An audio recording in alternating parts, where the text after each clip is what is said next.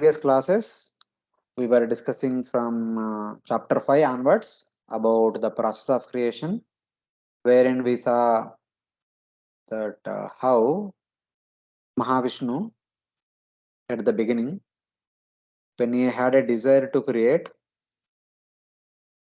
Pradhana or Dravya or Maya Devi appeared from his skin pores, and just by glancing upon Maya Devi, Mahavishnu impregnated her with Kala Shakti and Jiva Shakti.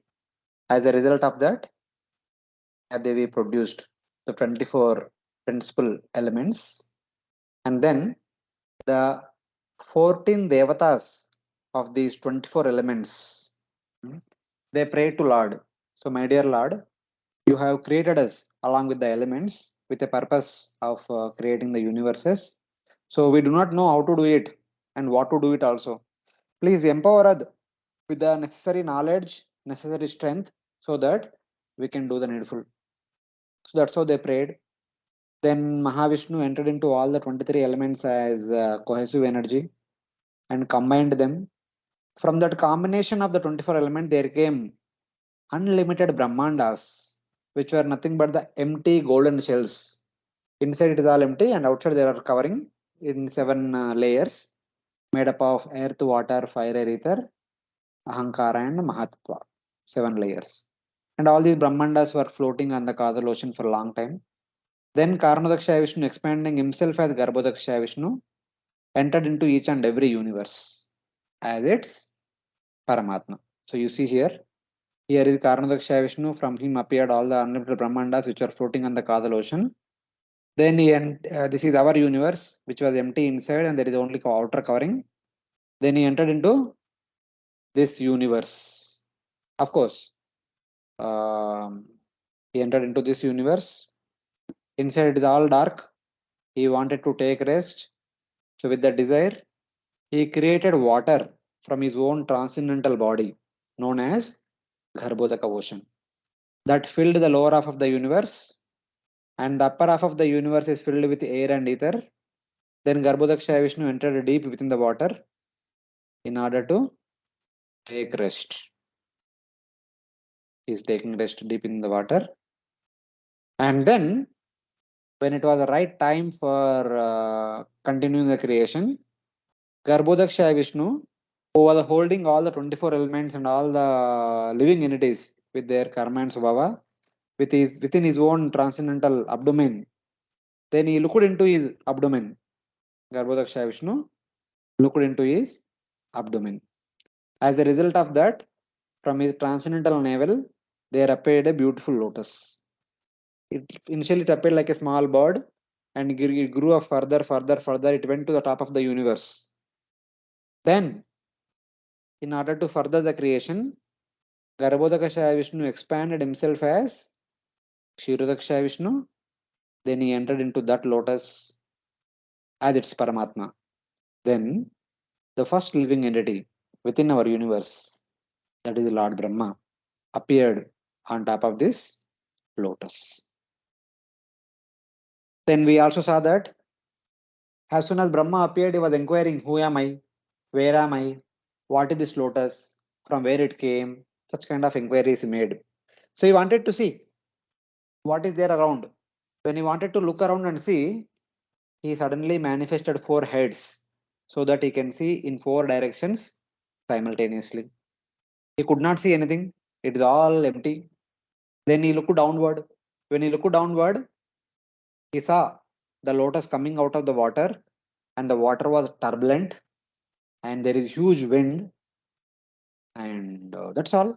He saw the water is turbulent because the huge wind is in the empty atmosphere, empty ether on top of a lotus. So then he wanted to find out where from this lotus is coming. There must be some source for this lotus. So he entered into the tubes of this lotus stem. He went down. He went all the way close to navel of Lord Vishnu.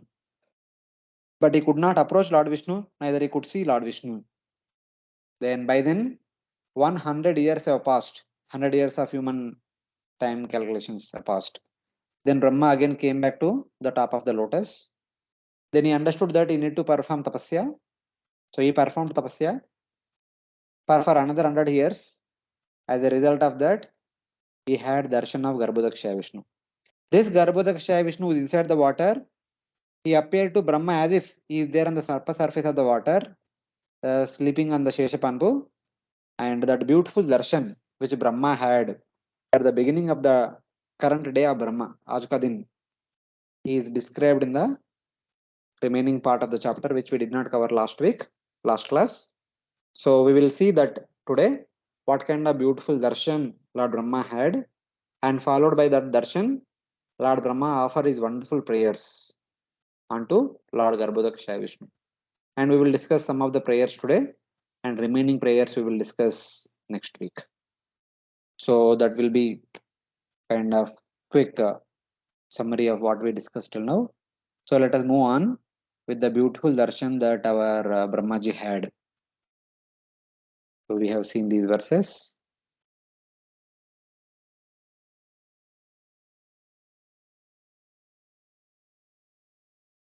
So giving up his search, Brahma, unfulfilled in his desire to find out the source of that lotus, he returned to the top of the lotus, and then understanding that he need to perform tapasya, controlling his mind and senses, he sat in Padmasan and performed tapasya for 100 years. Then, at the end of those 100 years, a wonderful, amazing thing happened. What was that? Kalena soja purushayushabdhi pravritya yogena viruddha bodha swayam tadantar hridayeva vatam apashyata yanna purvam. By his practice of meditation on the Lord, okay, for 100 human years, Purushayusha, Lord Brahma attained the realization of the Lord. Sa ajaha viruda bodha. Sa ajaha, unborn Lord. So it was very difficult to get, but he attained that realization. There, within the core of his heart, Lord Brahma saw the Supreme Lord, who manifested himself in Brahma's heart, who could not be seen previously by searching. Previously, when Brahma was searching here and there, he could not understand the Lord.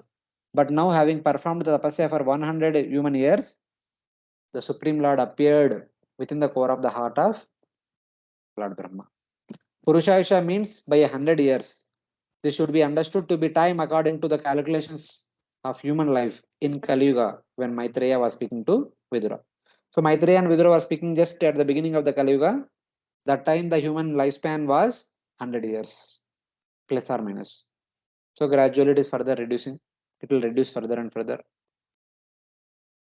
So something similar happened in the second canto 9th chapter also. There also Brahmaji performed tapasya, having heard the two syllables tapa tapha. He performed tapasya for a long time that time. That time he performed tapasya for 1000 celestial years. Now only 100 human years only. So that is mentioned here. Divyam sahasrabdam amoga darshano jitanilatma vichito bhayendriya. Atapyata smakila lokatapanam tapastapiyam tapatam tamya samahita. Brahma, the best among the meditators. Tapasam. So it is bit mentioned. Tapiyam tapatam samahita. Best of the tapa meditators. So having fruitful vision, concentrating his mind, controlling his prana, senses, perform meditation, which would manifest all the abodes for 1000 celestial years. Divyam Sahasra Abdham, 1000 Devata years. But currently, Purushayusha. So for 100 human years only, this time is performed. Because this is like for the first time when he did for long tapasya, but he was doing the same tapasya every day. But today, 100 years tapasya I did as a result of that darshan of the Supreme Lord. So in that way. By a mature state, Lord Brahma reached through meditation on the Lord. Then Lord Brahma saw the Supreme Lord in the core of his heart. So first Lord Brahma saw the Lord Supreme Lord in the core of his heart. Then the Lord disappeared from the core of his heart. Then Brahma opened his eyes. Then Brahma had the beautiful darshan of the Supreme Lord in front of his eyes. So like that. So now starting from this next verse onwards, the beautiful darshan of the Supreme Lord will be mentioned. Lord Brahma saw the Lord who manifested himself in his heart, whom he could not see when he searched previously for the foundation of the lotus, for the source of the lotus.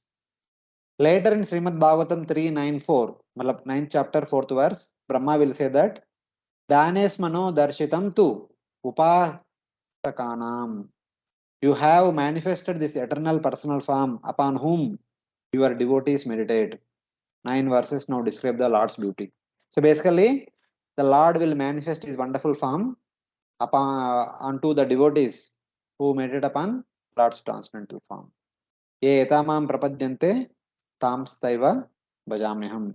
So Lord Brahma, with a desire to see the Lord, performed tapasya, and Lord showed his transcendental beauty. So that's like that. So that was the thing. So now, what kind of the darshan that Brahmaji had in front of his eyes? That will be mentioned starting from 23 all the way up to 31. There is a description of Lord's beauty in 9 verses. Hare Krishna. Let's move on. So in the first verse, there is a description about Ananta Shesha, upon which Garbhodakshaya Vishnu is lying down. And the remaining verses talks about Garbhodakshaya Vishnu's beauty. First verse about Shesha. Someone can unmute and repeat after me. Mrunalagaurayatasheshabhoga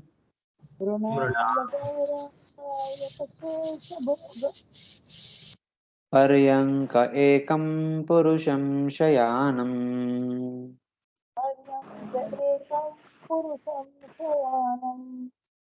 पनातपत्रायुतमूर्ध्नरत्ना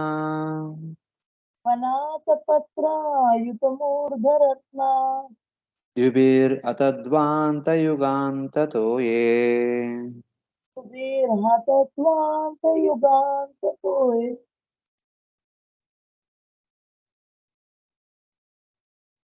Please read the translation.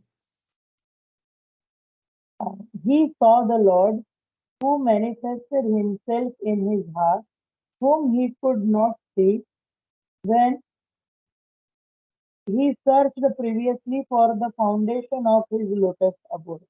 Later in Srimad Bhagavatam 3.9.4, Brahma says, Dhyane smano darshita. This is not the translation. Yeah, sorry. Okay, Prabhuji. Sorry. Someone else can read the translation. Brahma could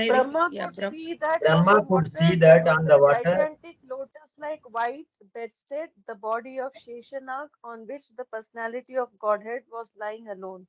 The whole atmosphere was illuminated by the rays of the jewels, bedecking the hood of Sheshanag, and that illumination dissipated all the darkness of those regions. So, this verse talks about the transcendental beauty of Shesha, on which the Lord is lying down. So, what Lord Brahma saw? Lord Brahma saw the one Lord sleeping on the broad bed of Shesha. Okay? Broad bed of Shesha. Ayata Shesha Bhoga Paryanka. So, how is Shesha looking like? Mrunala Gaura. He was looking like white like a water lily. Shesha's beautiful form is looking like water lily, white water lily, floating upon the waters of devastation. So Shesha is floating upon the Garbhodaka ocean, whose darkness was dissipated by the light from the jewels. The upper part of the universe was completely dark. So when Shesha appeared under the top of the water, the Shesha is appearing to be white like water lily, like a full moon. So full moon also is bright, it gives brightness. So the full moon was giving brightness all over the upper part of the universe. It is brightly shining. So how he is giving brightness? He himself is white like water lily. At the same time, on top of his thousands of heads, there are mukut. On every hood, there is one golden mukut. In the middle of that golden mukut, there is a beautiful jewel. that jewel is producing unlimited brightness. And that brightness and also the transcendental body of Shesha, both the brightnesses, completely destroying the darkness all around the universe, upper portion of the universe. So this is the beauty of the Lord. The jewels on top of the millions of hoods, acting as umbrellas over the Lord, destroyed the darkness of the waters of devastation. So on the surface of the water, above and upper part of the universe, the whole 50% of the universe is brightened by the jewels which are there on the mukuts, which are there on the hoods of Ananta. And Ananta's body itself is white like water lily. So both combined together, dissipating the darkness around. So that was the description of Lord Ananta, upon whom Garbhodakashayi Vishnu was lying down. And Ananta was floating on the waters of Garbhodaka ocean. And now, from 24th onwards, all the remaining verses talk about the transcendental beauty of Garbhodakashayi Vishnu. The first verse, the transcendental beauty of the Lord is compared to a coral mountain, a emerald mountain. Okay, Arita Upalarde, Arita Upalarde. So we will see. प्रेक्षां क्षिपन्तं हरितोपलाद्रे प्रेक्षां क्षिपन्तं हरितोपलाद्रे सन्ध्याव्रणीवेर्पुरुरुक्ममूर्ध्नः सन्ध्याव्रणीवेरुरुक्ममूर्धना Ratno ददारौषधिसौ मनस्य Ratno ददारौ सदिसौ मनस्य वनसृजो वेणुभुजाङ्घ्रिपाङ्घ्रे वनोसृजो वेणुभुजाङ्घ्रिपाङ्घ्रे. Translation: The luster of the transcendental body of the Lord mocked the beauty of the coral mountain. The coral mountain is very beautifully dressed by the evening sky, but the yellow dress of the Lord mocked its beauty. There is gold on the summit of the mountain, but the Lord's helmet, bedecked with jewels, mocked it. The mountains, waterfalls, herbs, etc., with a panorama of flowers, seem like garlands, but the Lord's gigantic body and his hands and legs, decorated with jewels, pearls, tulsi leaves, and flower gardens, mock the scene on the mountain. Hare Krishna. Yeah, thank you. So, the beautiful complexion of Lord's form derided the beauty of the emerald mountain. His yellow cloth derided a cloud encircling that mountain during the sunset. So, especially in sunset time, you can see when sun is about to set from the mountain, in between the mountain peaks, adjacently there could be so many clouds, and the clouds will have multiple colors. Toward the sun, it is white, other side is dark, in between it is reddish, greenish, yellowish, something like that. So, in that way. So, then his crown derided the shining mountain peak. The mountain peak also shines brightly. That is compared to the crown of the Supreme Lord. His garlands derided the jewels, streams, herbs, and flowers decorating the mountain. His arms derided the bamboos growing on the upper portion of the mountain, and his feet derided the trees growing at the base of the mountain. So, different attributes of the mountain are compared to the different attributes of the Supreme Lord. So, now let us see. So, the Lord's form derided all comparison because of its great beauty. Actually, the beauty of the things in this world, things or people in this world, cannot be compared to the beauty of the Lord. But what best we can do? The best we can do is to glorify the beauty of the Lord, is to compare the most beautiful with the most beautiful things of this world. That's all. Because we don't have any clue how to describe the beauty of the Lord. So that's why our Shastra compares the beauty of the Lord with some of the beautiful things that are available around us. So, but Lord's beauty is 1,000 times greater than the beauty of the beautiful things of this world. So, in that way. So now, the overall beauty of Emerald Mountain. See, one emerald having in the necklace is so beautiful. But having a emerald mountain itself, how beautiful that is. And that beauty is nowhere comparable to the beauty of the complete form of the Supreme Lord. So, like comparing the Lord's whole form with the whole emerald mountain. Now, details within the Lord's form and within the mountain, one is compared. Now, first comparing it about the yellow pitambara garments. The yellow cloth of the Supreme Lord debased the beauty of the clouds circling a mountain in the evening. So, during sunset, the mountain top and the sun is setting. On the other side, adjacent to sun, there will be so many clouds. And one cloud you take, the cloud toward the side of sun, it will be whitish. The cloud towards other side, in the other side of the sun is dark, and in between it will be yellow. So the dark is compared to the upper portion of the Lord's chest and other body, which is in Shama color. The color white is compared to the Shesha. Shesha is whitish in color. And in between, the Lord's thighs and legs are covered with yellow garment. That is compared to the middle portion of the cloud. The portion of the cloud which is toward the sun, it is whitish, Shesha's body. The portion of the cloud which is far away from sun, it is dark. It is compared to the upper portion of the Lord's body, chest and face, etc. Face and hands. So that is bluish, blackish, whatever you can say. And the middle portion of the cloud is yellowish. That is compared to the thighs and the legs of the Supreme Lord, which are covered by yellow pitambara garment. So like that. So then, again the whole body is compared to the cloud. And now, after the face, there is head. On top of the head, there is mukut. And that mukut is compared to the crown. His crown derived the great brightness on the peak of the mountain. So on the peak of the mountain, there is one huge emerald jewel, huge emerald rock, we can say like that. So that is sun is about to set. That is brightly shining. Similarly, the mukut which Lord is wearing is also brightly shining. That mukut also has so many jewels embedded on that. So in that way. And then Lord is wearing two garlands, not garland, one garland, one pearl necklace. One is one flower garland, one pearl necklace. And they are compared to his tulasi, pearl, and flower garlands. Three garlands.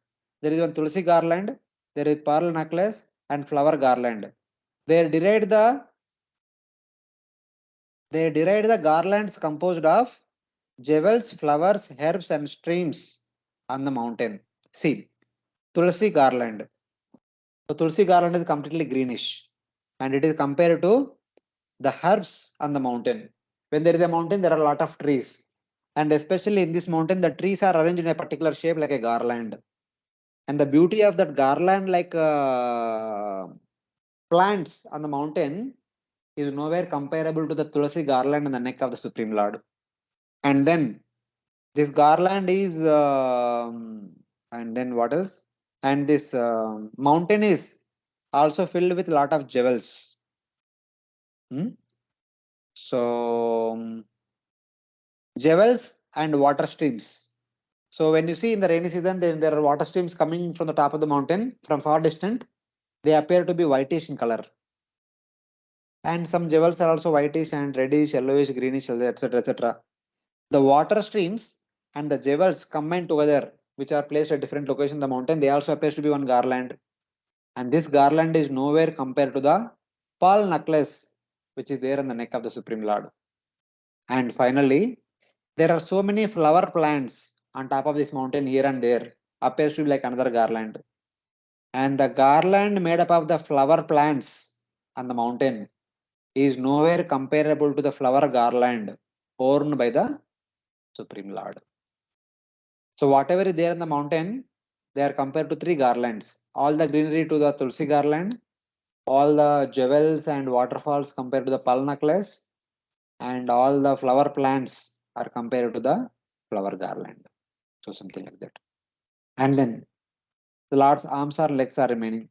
So Lord's arms are compared to the bamboo trees, which are located on the top portion of the mountain, because hands are on the upper portion of the body The top portion of the mountain, there are bamboo trees which are going long because Lord's Lord's hands also very long.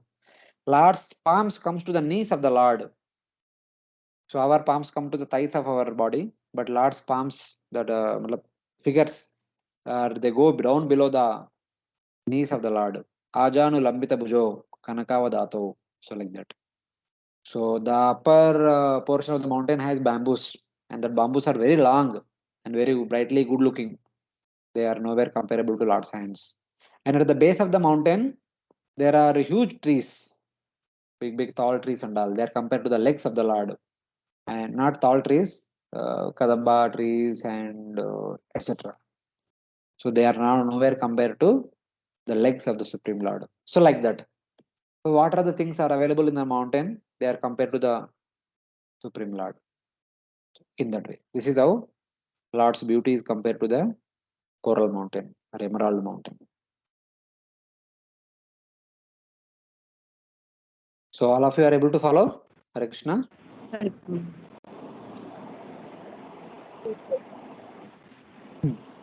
So then, in the next verse, in the previous verse, Lord Swami is described as the sleeping posture, like Garbhodaksha Vishnu himself. In the current verse, it is explained that Lord also manifested various other forms to Brahmaji. There is one standing form, and also the standing form with various dresses. That will be explained in the next verse. Ayamato visaratasvamana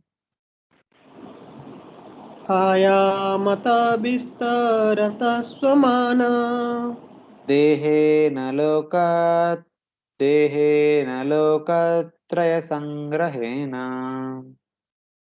तेहेन लोकात्रयसङ्ग्रहेण विचित्रदिव्याभरणां शुकानाम् विचित्रदिव्याभरणां सुखानां कृताश्रियापाश्रितवेषदेहम् कृता श्रियापाश्रितद्वेषदेहम्. Translation. His transcendental body, unlimited in length and breadth, occupied the three planetary systems, upper, middle, and lower. His body was self-illuminated by unparalleled dress and variegatedness and was properly ornamented. Hare Krishna.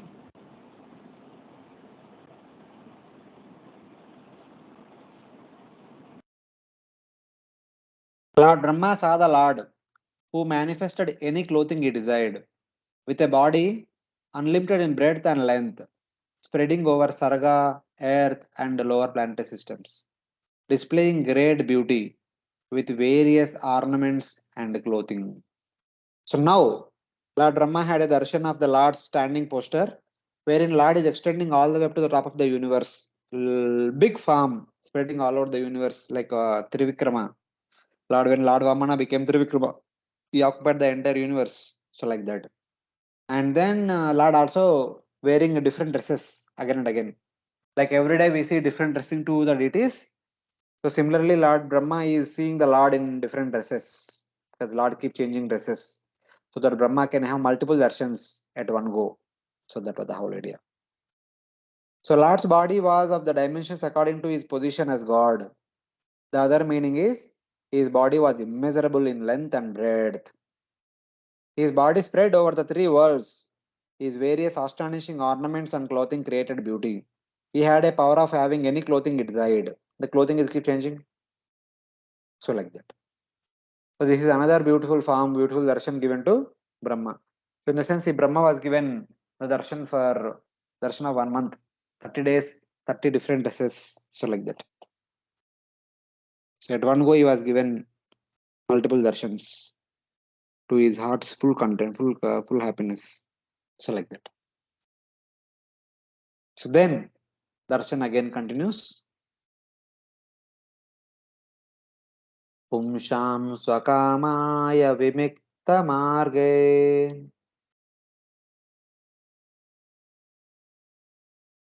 पुंसां स्वकामाय विविक्तमार्गे अभ्यर्चितां कामदुगाङ्घ्रिपद्मम् अभ्यर्च्यतां कामदुघाङ्घ्रिपद्मम् प्रदर्शयन्तं कृपया न केन्दु प्रदर्शयन्तं कृपया न खेन्दो मयूखभिन्नाङ्गुलिचारुपत्रम् मयूखभिन्नाङ्गुलिचारुपत्रम्. The Lord showed his lotus feet by raising them. His lotus feet are the source of all awards achieved by devotional service, free from material contamination. Such awards are for those who worship him in pure devotion. The splendor of the transcendental rays from his moon-like toenails and fingernails appeared like the petals of a flower.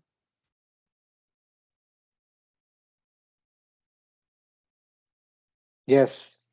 So now, in this verse, in the next verse, there is a understanding that there is a sleeping darshan also, there is standing darshan also.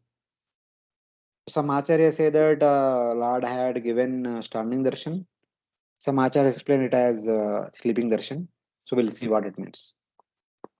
Lord Brahma saw the Lord mercifully showing one foot, one lotus foot, which fulfills all the desires for service. Kama Dugangri Padmam. For persons who worship the Lord to attain the Lord by pure methods of bhakti. So basically, for those devotees who wish to serve the Lord, who intensely pray, Lord will show his lotus feet. Here, the sleeping Lord raised one of his feet little bit height so that Lord Brahma can have the close-up darshan of Lord's lotus feet. And what Lord Brahma saw? Lord Brahma saw the toes, the 5 fingernails of the Lord, which are brightly shining like beautiful petals, blossoming in the moon rays of his toenails. The fingers, the 5 fingers of Lord's lotus feet, the skinny portion is there, na? That appears to be like the lotus petals, and the toenails appears to be like 5 transcendental moons, brightly shining. So like that. This is the comparison. So let us see how from sleeping from Lord Brahma had darshan, how from standing from Brahma had the darshan. So Lord Brahma saw the lotus feet which were fulfilling desires of those who worship on special paths for fulfilling their desires, or with a desire for attaining the Lord, or for satisfying the Lord with service. So basically, first verse, there was a description about Lord's whole form compared to the emerald mountain, and in that is upper portion is compared to the black cloud, lower portion is compared to the yellow cloud, Shesha is compared to the white cloud, and then hands are compared to the trees on the top, legs are compared to the trees at the bottom, and Mukut is compared to the jewel on the peak of the mountain.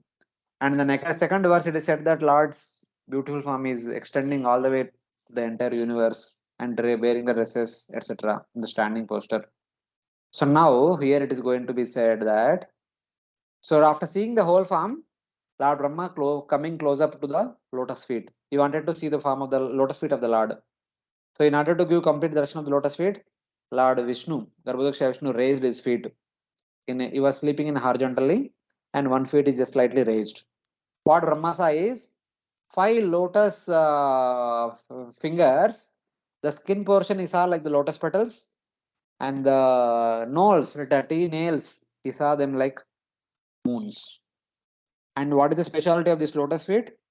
Devotees pray to this lotus feet, asking for some service, so that by that service Lord can be pleased. So like that. Vivikta Marga means by paths which were not mixed with jnana or karma. By pure bhakti, they want to serve the Lord. Or it can mean by pure paths arising from Vedi bhakti or Raganuga bhakti, eventually leading to Bhava Marga with Dasya, Sakya, and other rasas. Basically, the devotees want to serve the Lord in Bhava and Prema with intimacy and close proximity personally. That was the intention. Those feet fulfilled the desires for serving properly. So those who want to serve the Lord, they worship Lord's lotus feet. When they will have darshan of Lord's lotus feet, the devotees are completely satisfied and they are endowed with direct service of the Lord after the darshan of Lord's lotus feet, something like that. Thus, Lord showed only one feet among many thousands of his feet by lifting it up slightly. Though Lord has thousands of feet because he is Sahasra Shirsha Purusha, but here Lord showed only 1 feet. Of course, Lord has thousand feet, 1,000 arms, etc. But Lord Brahma is having Chaturbhuja darshan of Garbhodaksha Vishnu only. He only had 2 legs. So out of the 2, 1 leg he lifted, and yet Brahmaji is having darshan of that leg. So that is the sleeping form of the Lord. Now standing form. By this hint and moving one eyebrow in the next verse, it is indicated that the Lord showed his form as Krishna. Though Lord Krishna appears only later during Vaivashvata Manvantara to Brahma in this and the next 2 verses. So basically, Lord Krishna appears only during Vaivashvata Manvantara in the 20th Chaturyuga, Dwapara Yuga of the 20th Chaturyuga. But how could Lord Brahma had darshan of Lord Krishna at the beginning of the day of Brahma? Because some acharyas say so, because some Upanishads say so, like that they quote. So let us see what is the description. Other scriptures also indicate that Lord Krishna revealed himself to Brahma at the beginning of the day, at the beginning of the current day. How? It is said that this is from Gopala Tapan Upanishad. It says, after passing the first half of my lifetime, Brahma himself is saying, after completing the first half of my lifetime, that is after completing 50 years of my lifetime, when the night ended, when the 51st year, first month, first day started, there I meditate and praise the Supreme Lord. They who appeared in the dress of a cowherd boy before me. So I performed tapasya, meditating on the Supreme Lord. Then I had the darshan of the Lord. Then I offered prayers to the Lord. The darshan of the Lord is cowherd boy. And the prayers that Brahma offered to that cowherd boy is Brahma Samhita prayers. So like that, some acharyas say. Brahma Samhita also describes how Lord Krishna showed himself to Brahma. Similar kind of description comes in the Brahma Samhita also. So that's why he said that. So praised indicates Lord Brahma offered Brahma Samhita prayers. Thus, some say that revealing 1 foot in this verse refers to the form of Lord Krishna, who stands with his feet crossed, showing 1 sole of his feet. So basically, if like Pandaranath in Pandarpur, as the Lord is standing with 2 feet intact, so it from far distance will not be able to see the toenails properly.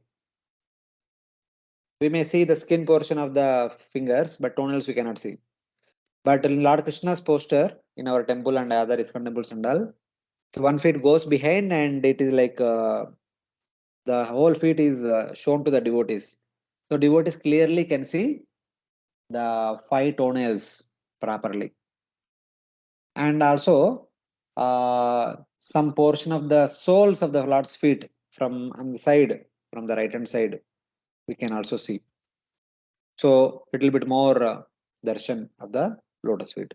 So in that way, this verse can also indicate that it is the standing Lord Krishna who is having 1 feet bent aside across. As a result of that, the devotees can see the 5 toenails, the 5 fingers, as well as some part of the sole of the feet, the nichewala part. So in that way, his toes were like graceful petals opened by the rays from his moon-like toenails. The toes, the fingers, skinny portion of the fingers are like the lotus petals, and the nails are like the moons. What is astonishing here is that the lotus is blossoming in the moonlight instead of sunlight.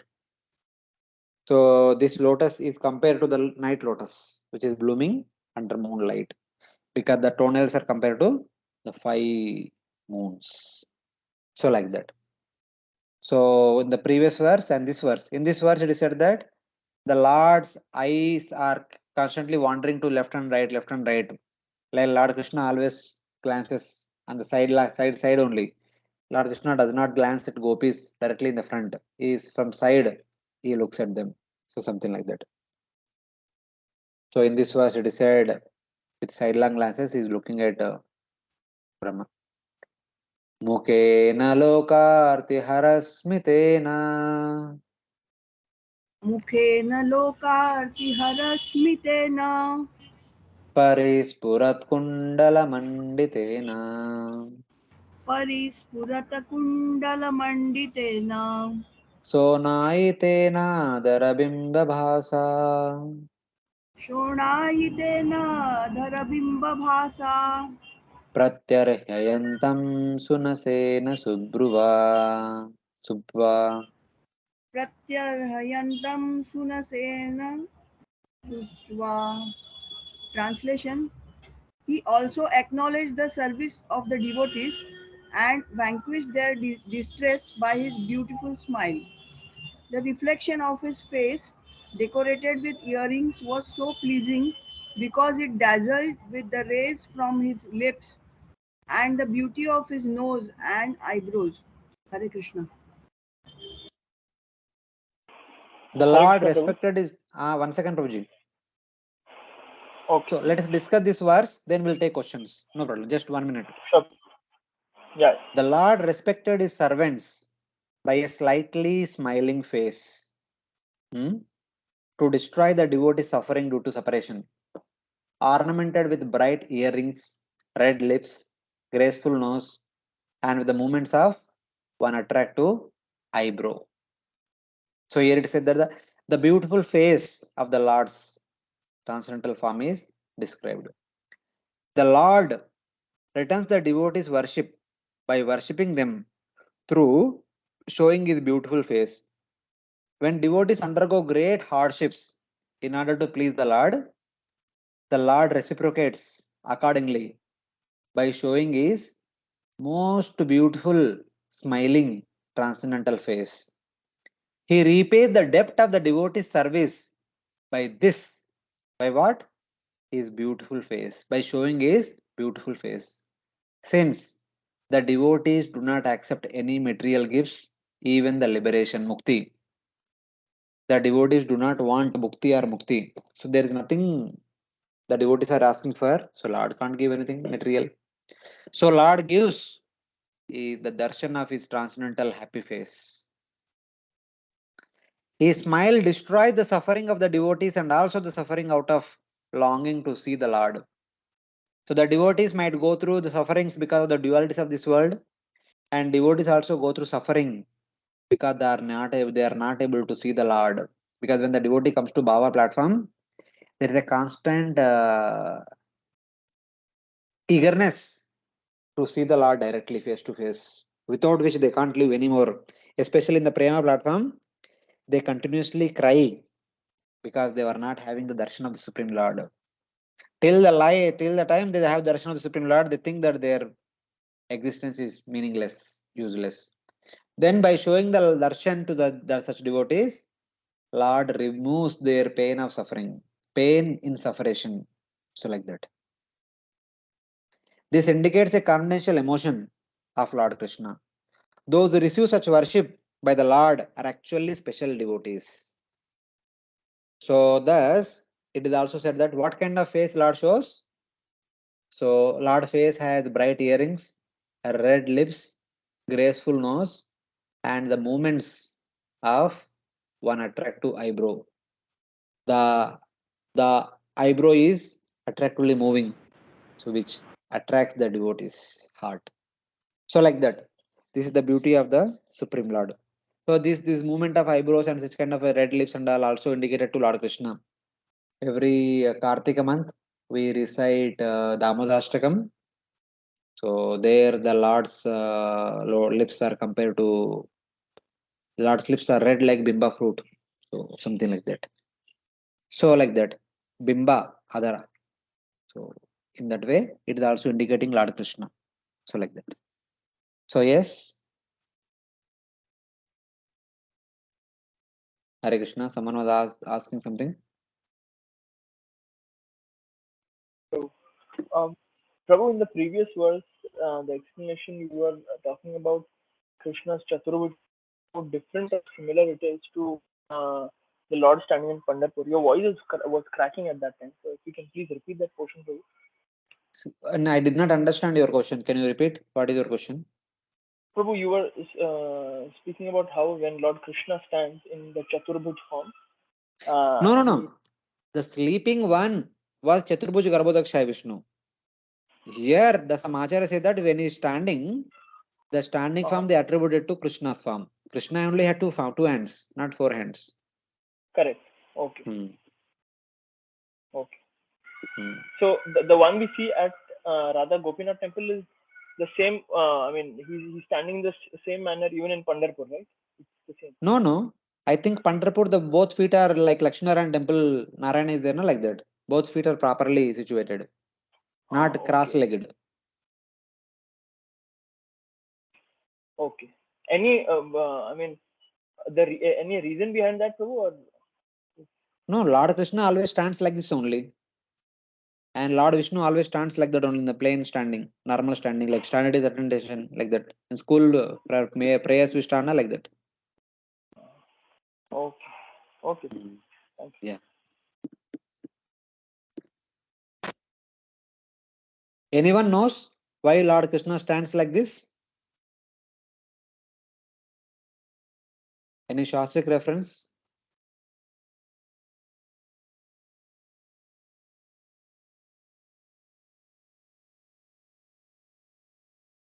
One understanding is that Lord is ready to dance because he's playing on his flute, and at any point of time he get to start the dance. So like that, while playing the music, now even you while hearing the music, you start tapping the hands and tapping the fingers, legs, etc.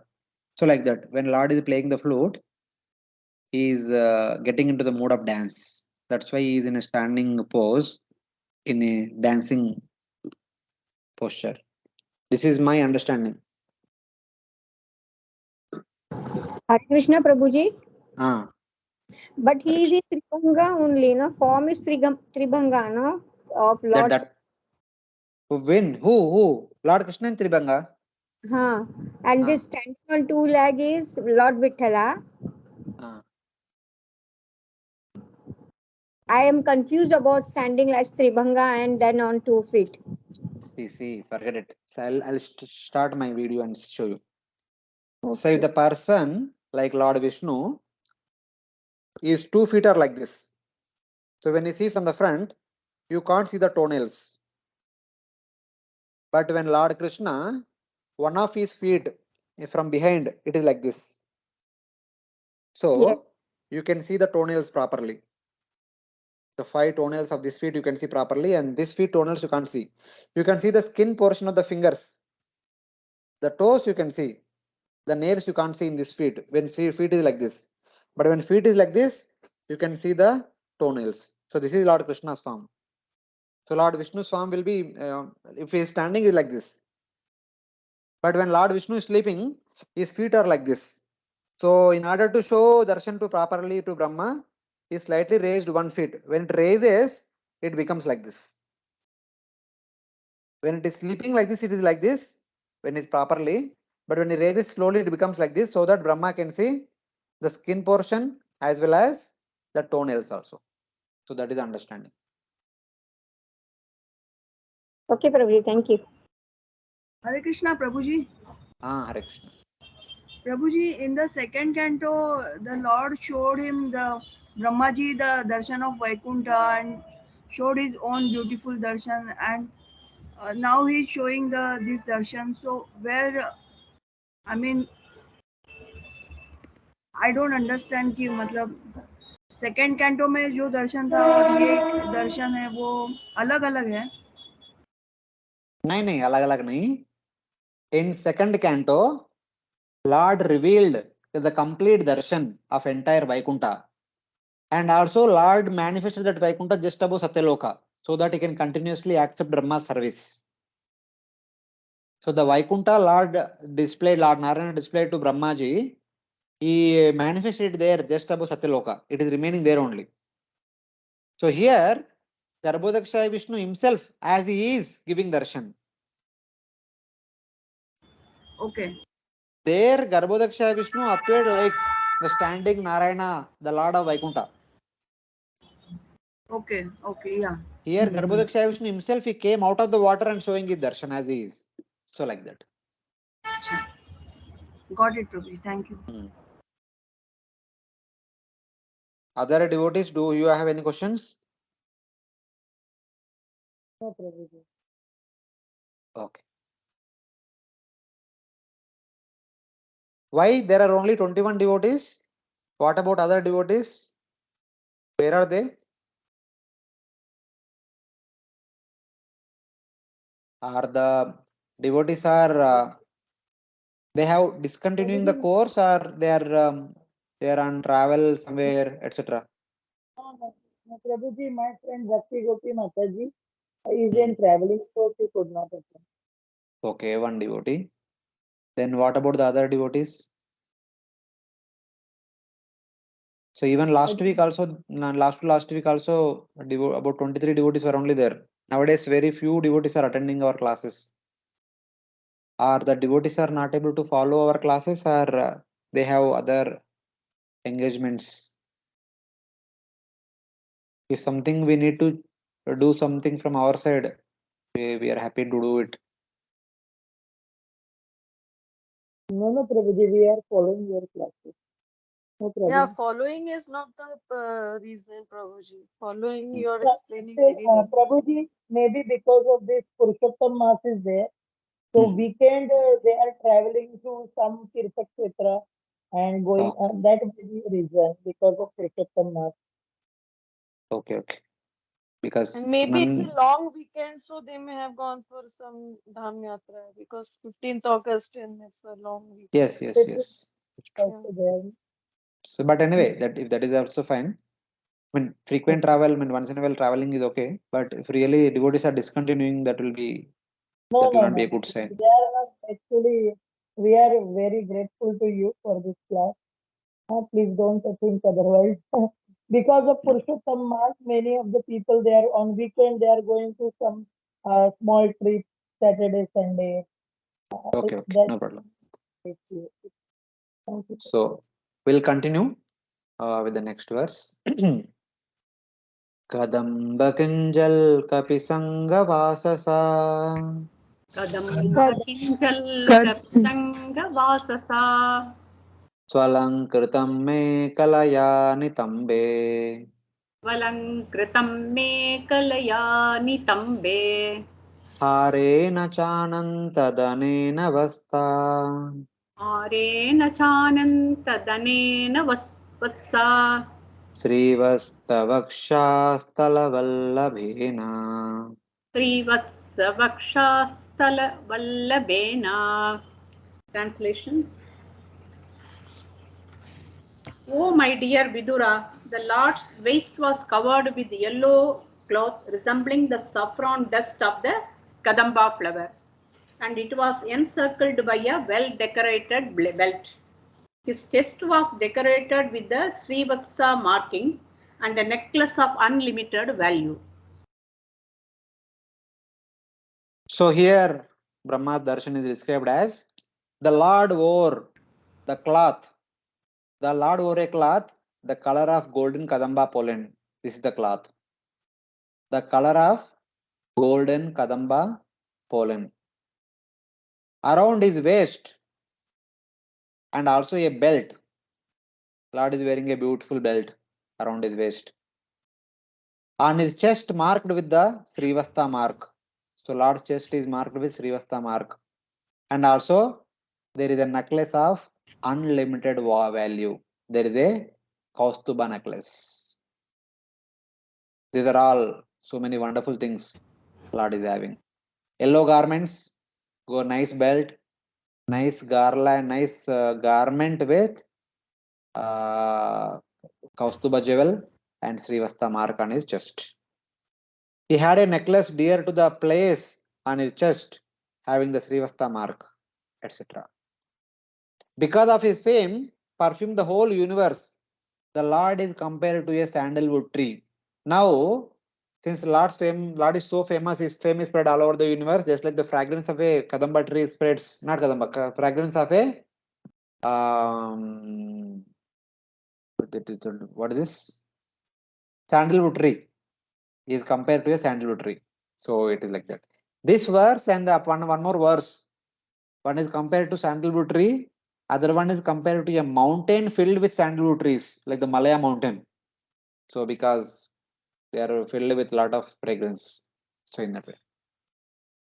Parardhyakeyura Parardhyakeyuramani praveka Paradhyakeyuramahni Paradhyakeyuramani praveka Paryastadordanda sahasrashakam Paryastadordanda sahasrasakam Avyaktamulam bhuvanangripendram Avyaktamulam bhuvanagripendram Ahindrabhogair adivitavasvalsam Ahindrabhoger Adivit Vitavalsam. Translation. As a sandalwood tree is decorated with fragrant flowers and branches, the Lord's body was decorated with valuable jewels and pearls. He was the self situated tree, the Lord of all others in the universe. And as a sandalwood tree is covered with many snakes, so the Lord's body was also covered by the hoods of Ananta. Hare Krishna. Yeah, thank you. So here the Lord's transcendental beauty is compared to a sandalwood tree. We see sandalwood stick. I personally never saw a sandalwood tree, but let us see it is described like that. So especially during Chandan Yatra, we have a lot of sandalwood sticks, and devotees grind it to powder, and the paste is applied to the Lord's body for 21 days. As a sandalwood tree is decorated with fragrant flowers and branches, the Lord's body was decorated with valuable jewels and pearls. So Lord is wearing so many jewels and pearl necklaces. See, this is jewels 1, 2, and pearl necklace and garlands. So like that, the sandalwood tree is also decorated with so many fragrant flowers and branches. So branches are compared to the flower garlands. The flowers are compared to flower garlands. The branches are compared to the pearl necklaces, something like that. As the sandalwood tree spreads its branches everywhere, the Lord spreads his arms all over the universe. Sahasra Shirsha Purusha Sahasraksha Sahasrapath. Lord's hands and legs are everywhere.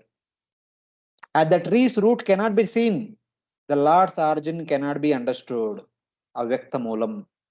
Narupam Asya Tatopalabhyate Nanto Nachadir. That verses and also Urdu Moola Madashakam, 15th chapter of Bhagavad Gita. It is very difficult to find out the root of this Ashwatha tree. Same way, the source of the Lord also difficult to find out. So it is something like that. As the tree root cannot be seen, as the sandalwood tree's root cannot be seen, the Lord's origin cannot be understood. As the sandalwood tree is the king of the trees, the Lord is also king of the entire universe. By being the king, he maintains and protects all the living entities by his great power. As the sandalwood tree is covered with many snakes, so the Lord's shoulders were touched by the hoods of Ananta. As Garbhodakshaya Vishnu is lying down, his transcendental body is covered by thousands of the hoods of Lord Ananta. Similarly, the sandalwood tree is covered by thousands of snakes. So in that way, Garbhodakshaya Vishnu had thousands of arms, which spread all over the universe, like a thousands of branches of the tree, which spread all around the tree trunk.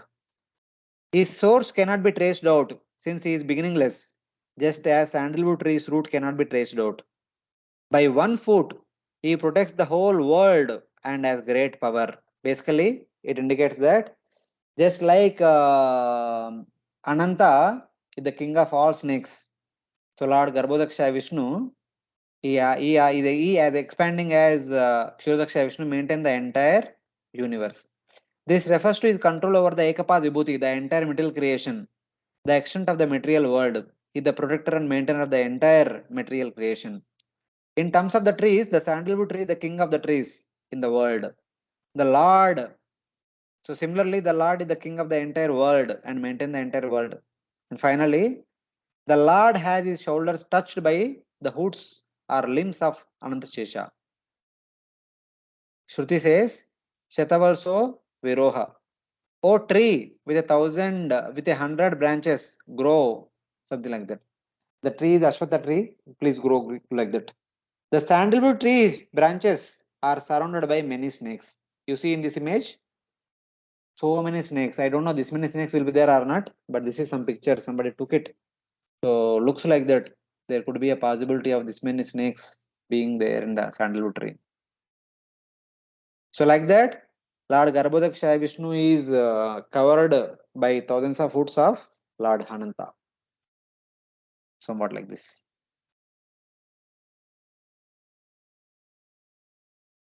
Having compared the Lord to one sandalwood tree, now Maitreya Rishi compared the Lord to a sandalwood mountain, a mountain filled with sandalwood trees, in order to show that the Lord is his own shelter. So in that way,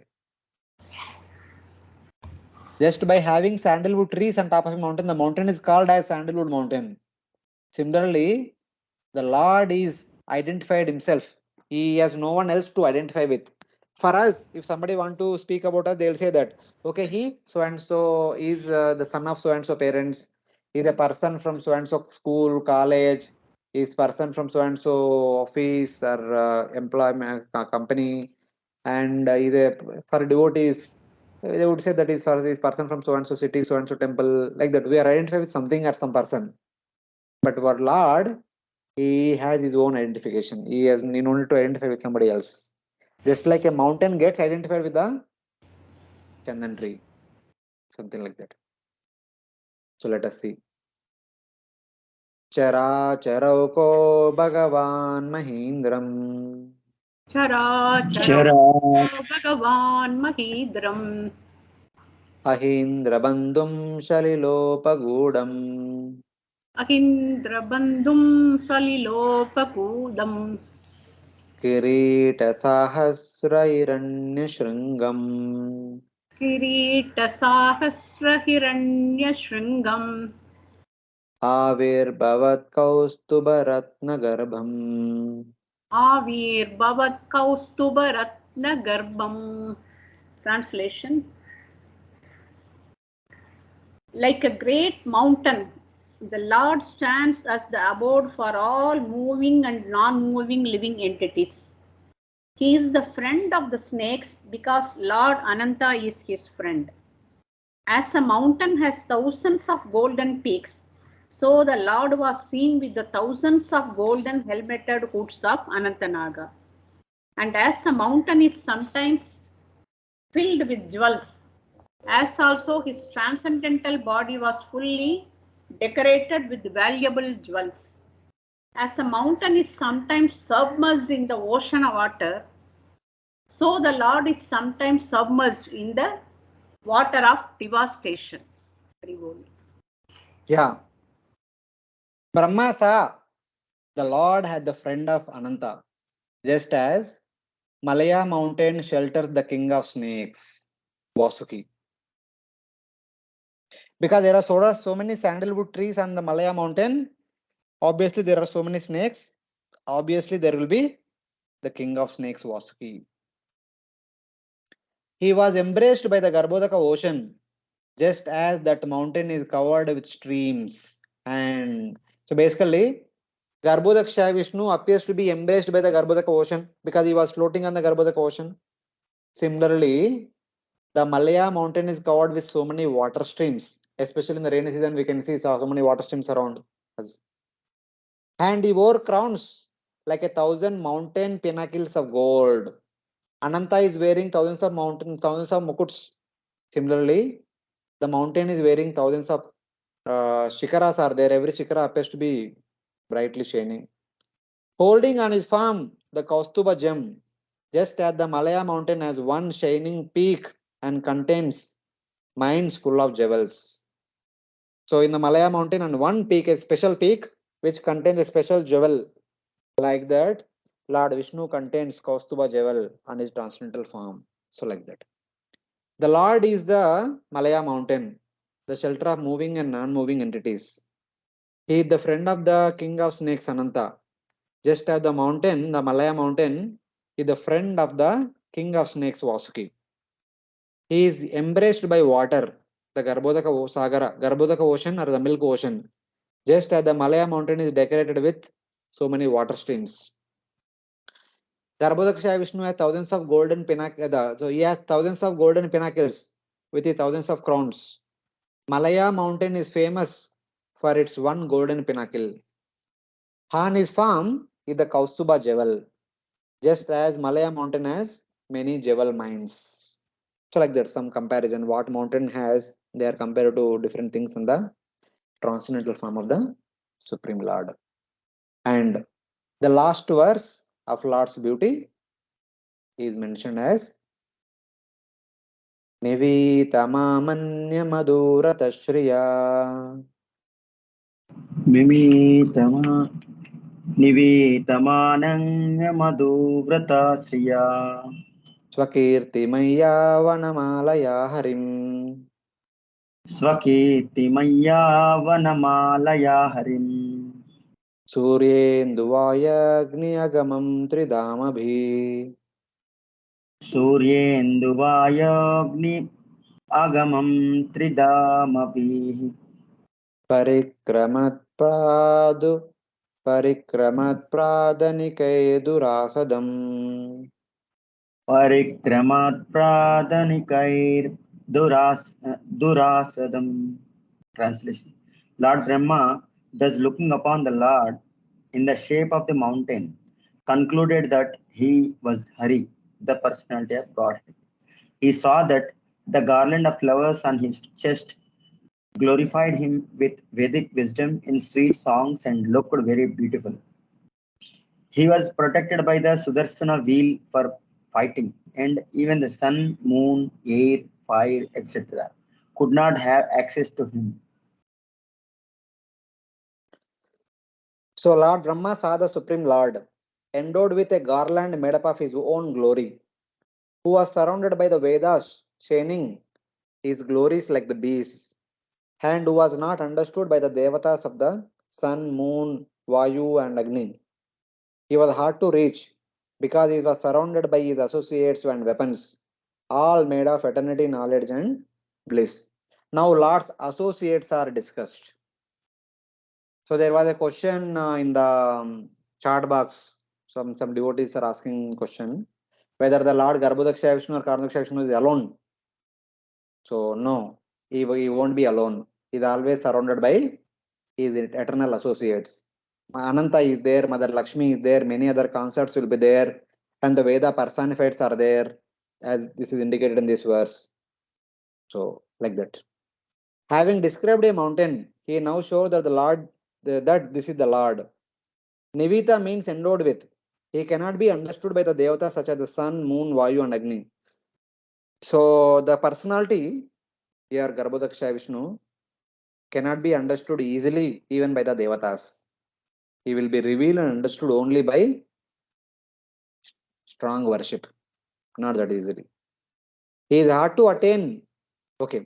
So then, first, the Lord is always surrounded by the Vedas personified, who were always glorifying the Lord by chanting the Vedic mantras that are there in the Vedas.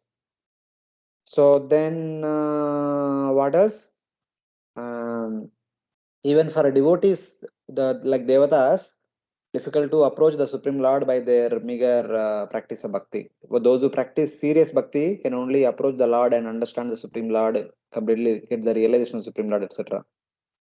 But on the other hand, if at all some demons want to approach the Lord by forcefully, they cannot even approach the Lord because Lord is always guarded by some of his eternal associates like Jaya, Vijaya, and also his weapons, Shankha, Chakra, Gada, Padma, etc. in their personified form. So like that. He is hard to attain because of being surrounded by his associates like Jaya and Vijaya, who have bodies made up of eternity, knowledge, and bliss, Sachidananda Swarupa, or by his spiritual weapons such as Chakra, who protect the Lord. So it is like that. So devotees, if they want to approach the Supreme Lord, they need to practice strong bhakti. And those who are not devotees, the non-devotees, they want to approach the Lord, they can't approach because the Lord is always surrounded by his eternal associates and his weapons. So no demon can enter and do something to the Lord. So like that. So that is how the transcendental beauty of the Supreme Lord has been described in these verses. And after having this complete darshan of the Supreme Lord, what Brahma did? Let us see now. Is it okay? All of you are able to follow all these descriptions? Any questions? Yes, Prabhuji. Yes, Prabhuji, we are able to. Yes, Prabhuji. Yes, Prabhuji, we are following. Yes, Okay. Prabhuji. So now let us see what Brahma is doing. Tarhe vatanna bisara sarojam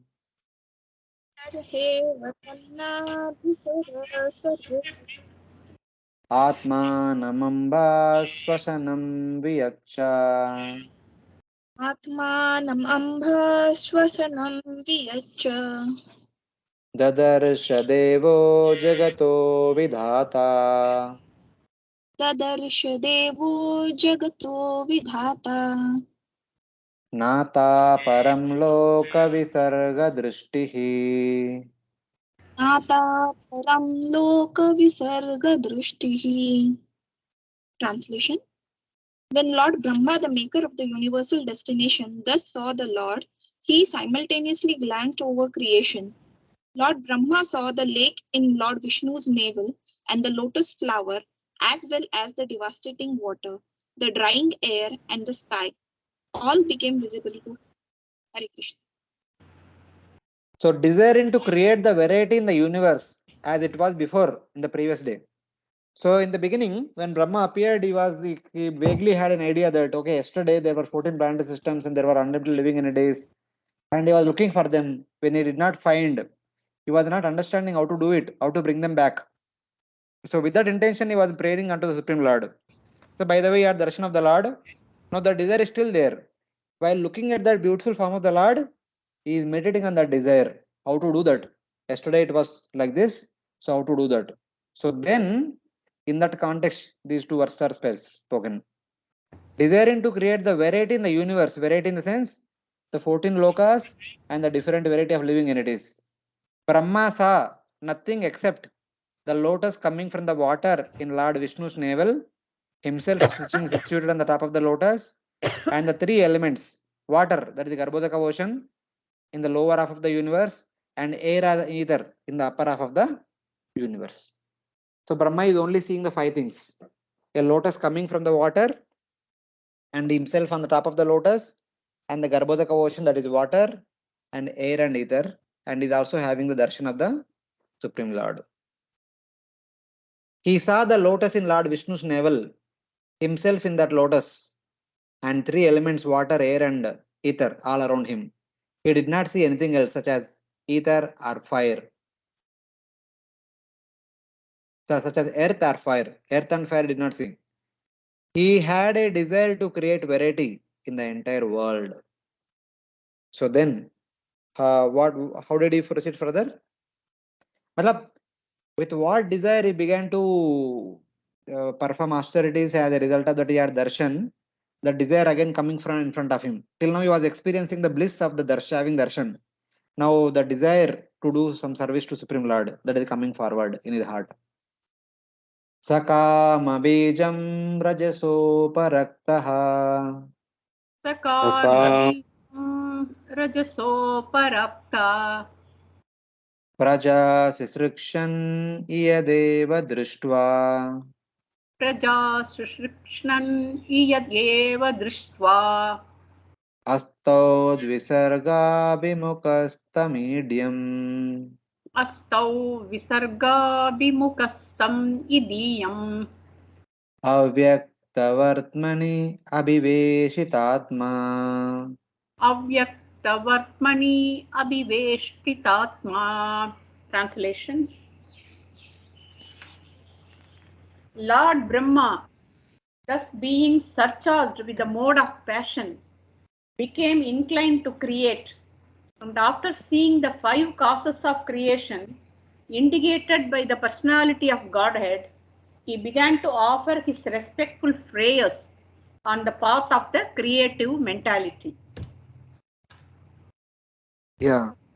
Influenced by Kriya Shakti, Rajoguna, and intent on creating, desiring to create the offsprings, unlimited living entities, and also 14 planetary systems, Brahma glanced at the lotus And the three elements, the water, air, and ether, are the ingredients of creation. Concentrating his mind on the Lord, he began to pray the Lord, who is worthy of worship. Intent on creating, looking at the lotus himself, the water, air, and ether as ingredients for his creation. Brahma thought, how shall I create? I will surrender to the Lord. Giving up absorption in creation, he concentrated his mind on the Supreme Lord once again. So basically, he has to create, but he only has ingredients in the form of the lotus, water, air, and ether. So now he don't know how to create. He need knowledge, intelligence, empowerment, energy, etc. For that, he is going to offer prayers to Supreme Lord and is going to ask Lord's blessings and Lord's empowerment. That will come in the next chapter. So it is like that.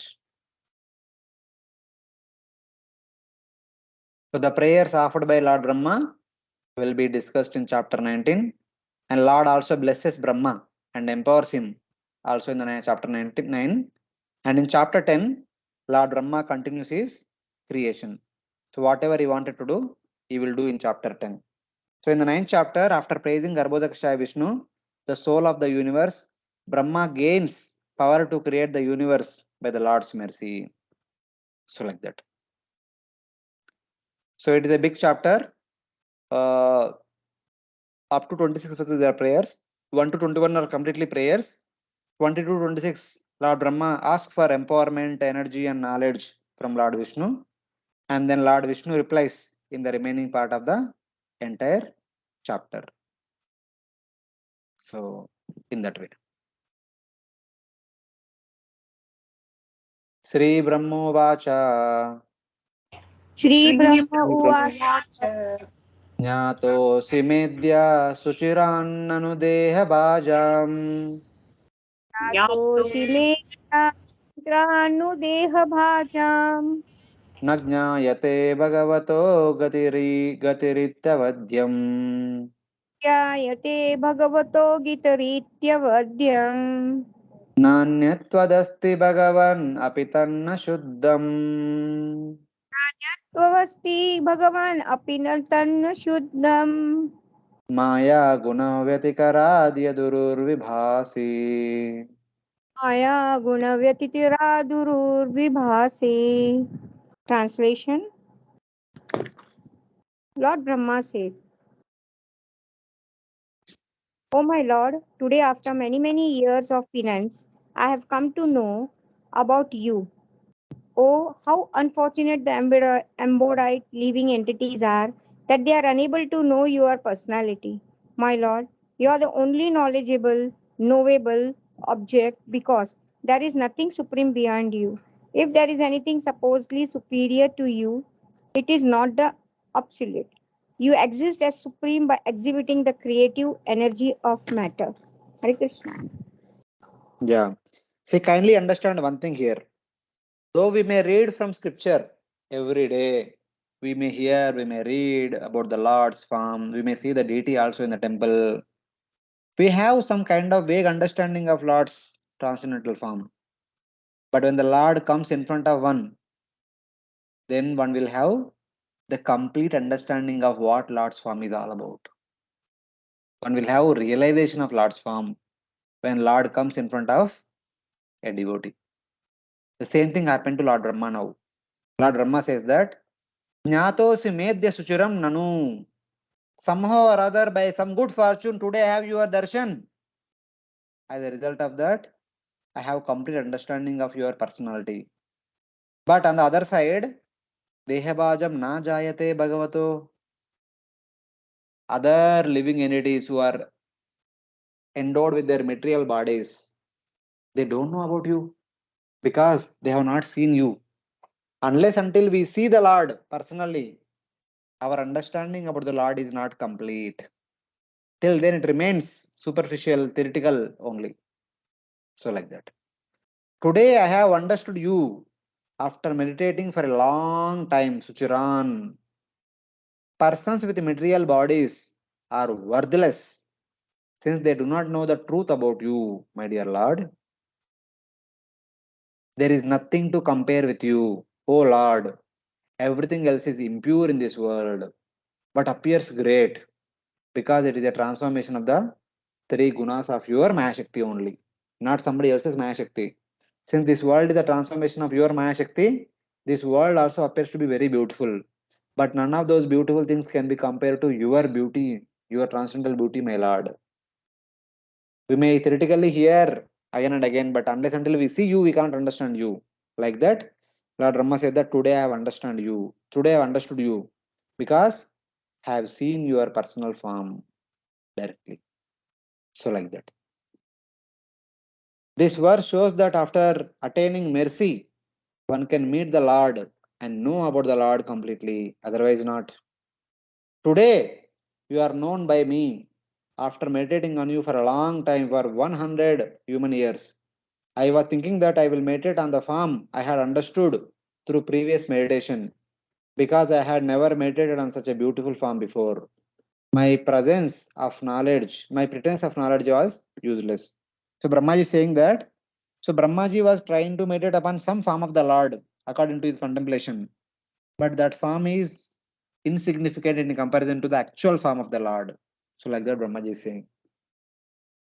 I expected to see the Lord in the form upon which I meditated based on my contemplation, but that was futile, since a particle of your beauty cannot be compared to the beauty of huge emerald, a blue lotus, or a fresh cloud.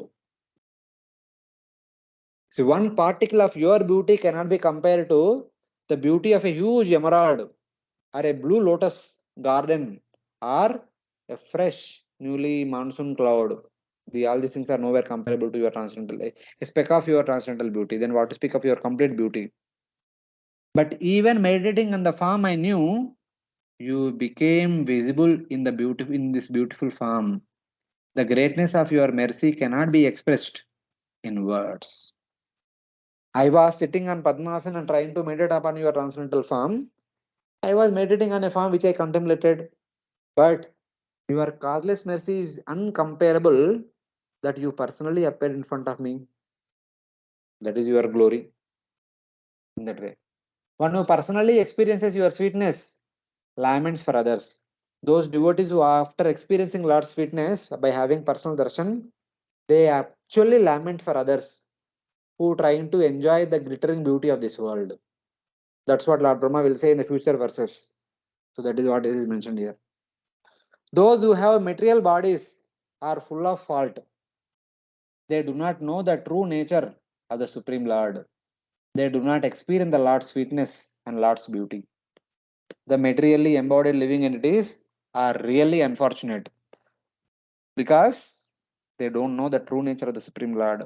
They may hear something and they may understand something else, but the true nature of the Lord one only understands when one has the darshan of the Supreme Lord, otherwise not. For the embodied being, worship of you is the goal, since it is possible to realize your beautiful form in that body. Only when we practice bhakti, when we work hard, tivrena bhakti yogena yajeta purusham para, then we can have the darshan of the Supreme Lord, which is the goal of that practice of bhakti. Mad darshana paramavadi. All our endeavors culminate in the Lord darshan. This Lord himself says in the second canto 9th chapter, after giving his darshan to our Brahmaji only in the first day, Brahmakalpa. Now Lord is asking a question. Is there not some object with similar sweetness in this variegated world?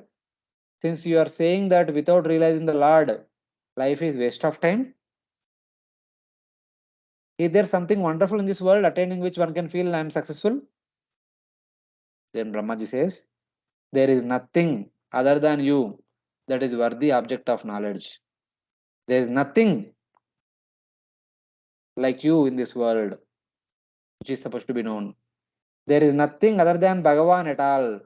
There is no object to be relished by the eye or ear except the spiritual beauty and the glories of Bhagavan, the possessor of Bhaga. So basically, there is nothing which is to be seen, which is to be heard in this world other than your transcendental form and your transcendental glories. So like that. But does not the happiness of Swarga give pleasure to the senses? So how can you say that? The Swarga happiness is so beautiful, people are after that. Then Brahma says that happiness is not pure happiness. Being temporary, it is not eternal happiness. And it is disagreeable because of change. The happiness of Sarga is continuously changing. But the happiness of having you in person in front of the devotees will not change at all. It is everlasting, eternal, and ever increasing. It is completely pure. But the happiness of Sarga is impure, endowed with a taste for association with lusty crows, not to be seen in swan like devotees. The heavenly beings are compared to lusty crows, the Vaikuntha Vasis are compared to the swan like swans, who are unattached to the worldly enjoyment. Otherwise, the heavenly beings are attached to the worldly enjoyment, but the Vaikuntha Vasis are not at all interested in worldly enjoyment in that way. It is the effect of this entire world, though it has so many beautiful things, but it is the effect of your Maya Shakti.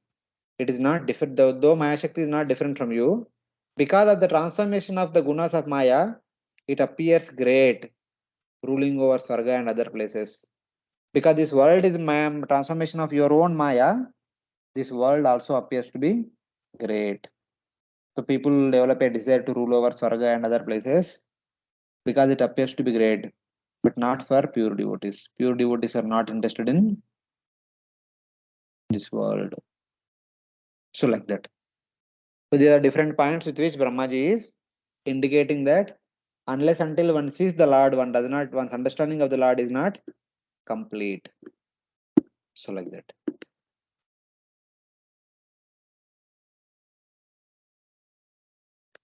So then Lord says, but this form you have described is current, something you have seen today. If it is recent, it is not eternal. Your words show that. Worrying that Lord will joke in this way, Brahma speaks. So Lord Brahma said that, so your form is eternal. The happiness derived by looking at your form is also eternal, unlike the happiness of Swarga, which is temporary. So then Lord says, the Lord might say that, no, the form which you are seeing is only recent form I just created for you.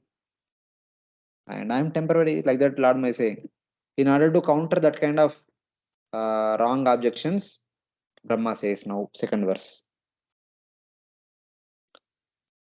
Rupam yedeta davabodharasodayena. रूपं यदेतत् अवबोधरसोदयेन Shashvan nivrittamasa sadanugrahaya. शश्वन्निवृत्ता तमसा सद् अनुग्रहाय आदौ गृहीतम् अवतारसतैकबीजम् आदौ गृहीतम् अवतारसतैकबीजम् यन्नाभिपद्मा भवनादहम् आविरासम् यन्नाभिपद्मा भवनात् अहम् आविरासम्. Translation: The form I see is eternally freed from material contamination and has advented to show mercy to the devotees as a manifestation of internal potency. This incarnation is the origin of many other incarnations, and I am born from the lotus flower, grown from your navel home. By your transcendental mercy to the devotees, by your Chishakti, you have shown at the beginning this form, which is eternally devoid of Maya. The form which you are showing is eternal and devoid of Maya. Anything connected to Maya is temporary. Anything beyond Maya is permanent, which is the seed of countless avatars. Avatara Sheta Eka Bijam. Garbhodakshaya Vishnu is the source of countless avatars because all the avatars within our universe, they come through the via medium of Garbhodakshaya Vishnu. Because Garbhodakshaya Vishnu, the Paramatma of the entire universe, is the owner of the entire universe. And from whose navel appeared the lotus, from which I appeared. So, in that way. So, my dear Lord, don't say that you are temporary, your darshan is temporary. Indeed, you are the eternal. You are the Lord of the entire universe. You are there. All throughout the universe is there, and from you only comes all the avatars. So how can you say that you are temporary and just appeared, just manifested, and etc. Not like that. That does not work. So like that. In fact, from you appeared the lotus from which I appeared.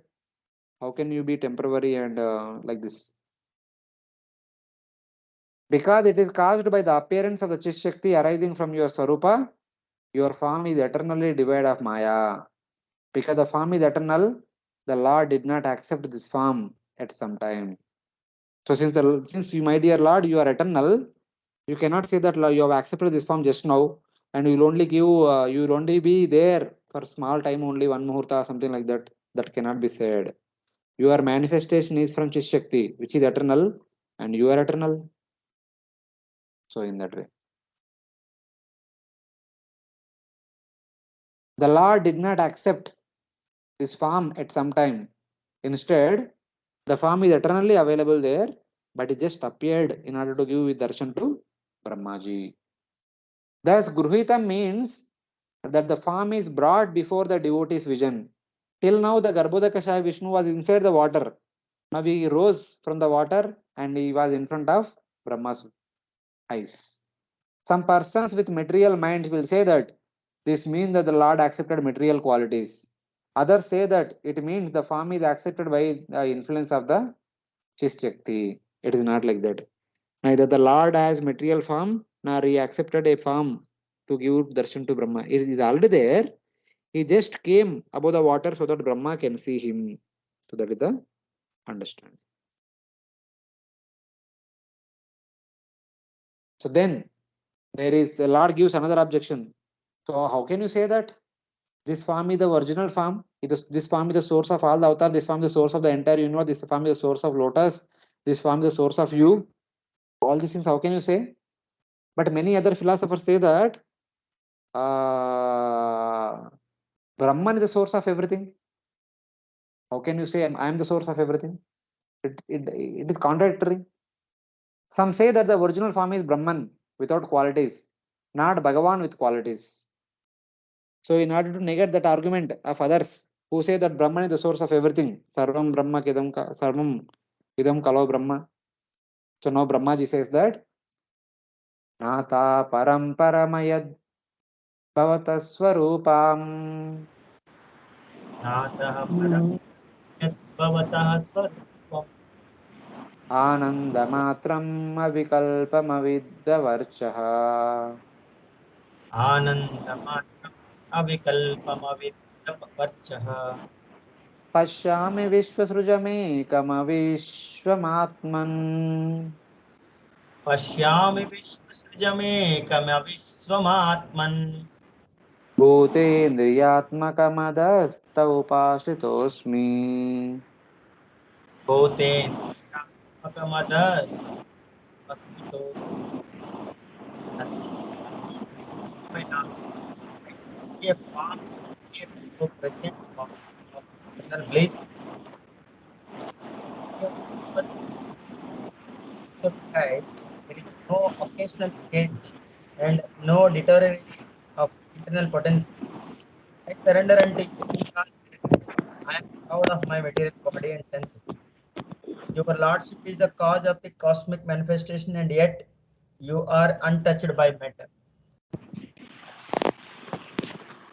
So here it is the continuing. Brahmaji is saying that, O Supreme Lord, I do not see that you are different from your form as Brahman. Some say Brahman is the source of everything, and how you are saying that Bhagavan is the source of everything, like that when Lord Vishnu asked Brahmaji, Brahmaji is telling that, no, these two are not different, they are same only. Some people are calling you as Brahman, but you are Bhagavan only. Brahman is not different from you. There are no two different personalities. To say that this person is first, this person is first. When they are saying Brahman is first, that is you only. The Brahman is you only. So what I am saying, what they are saying, correct only. There is no mistake in that. So like that. O Supreme Lord, I do not see that you are different from your form as Brahman, which is without qualities and only bliss. O form of undistorted light, O form of Brahman, I, full of pride in thinking, I can get pleasure by body, senses, and mind. Take shelter of your one form, which is spiritual, but which creates the universe. I don't see difference between Brahman and Bhagavan, but at the same time, I, a person endowed with senses, mind, and intelligence and all, take shelter of that form of Bhagavan. So, like that, Brahma, with a conviction, determination, he said that I take shelter, though you both are same, but I take shelter of the Bhagavan future of you. O Supreme Lord, I do not see this form as different from your form of Brahman, which is without qualities and only bliss. But this form includes Brahman. The Brahman does not include this form. So the form of Bhagavan includes Brahman, but the Brahman does not include Bhagavan. Therefore, I take the shelter of Bhagavan, which is complete. Your effulgence is not restricted by time or space. It is the all-pervading Brahman. So Harivansha talks about the Brahma Jyoti. Harivamsha, in Harivamsha, the Lord tells to Arjuna, what is that? Oh Bharata, the Supreme Brahman lights up the whole universe. You should know that it is my condensed light.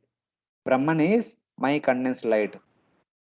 Tad mama eva ganam tejaha.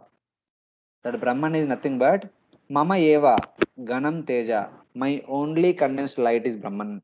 So in that way. Then Lord Vishnu says, though Brahman and the personal form of are one, where do you reside? With the Brahman or with the personal form? Abhi, if though both of them are one, then where do you reside? Are you residing with Brahman or residing with Bhagavan? For which Brahma replies, I take shelter of the one form of you who create the universe.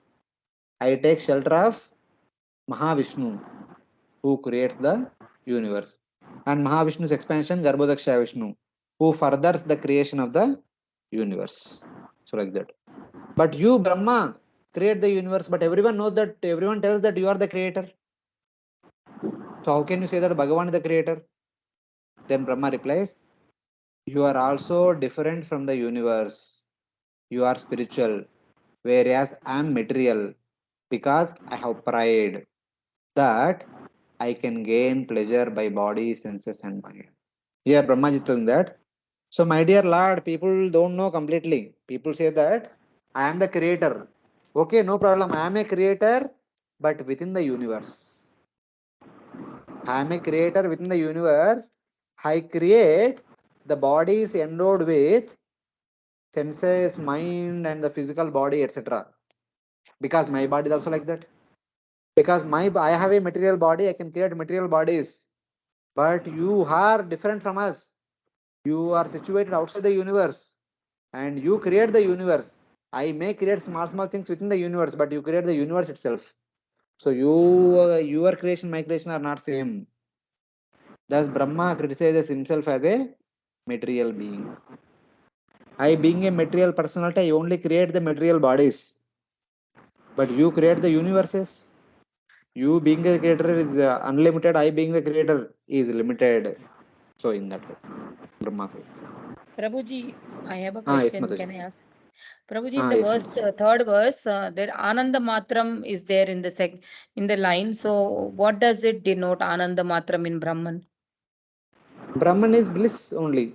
Brahman, people go to Brahman in order to experience How they Brahmananda. get bliss? Because I thought Brahman is that just impersonal effulgence, no? So, how do they get Ananda in Brahman? Okay, I'll give you one example. Um, Throughout the day, you work very hard. You feel tired. Yes, Prabhuji.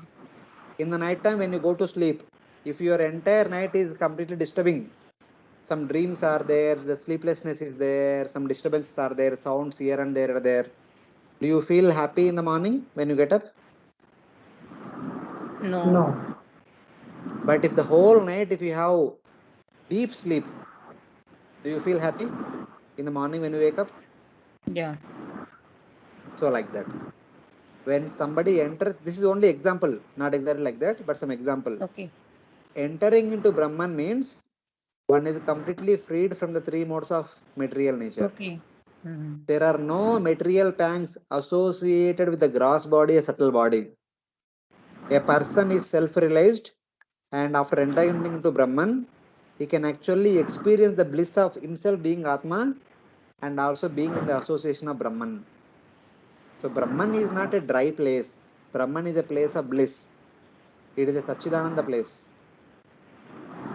It When is you a say eternal, association with full of Brahman knowledge means and full that of bliss. soul, Prabhuji, you said association with Brahman means the soul will experience association with what there in Brahman.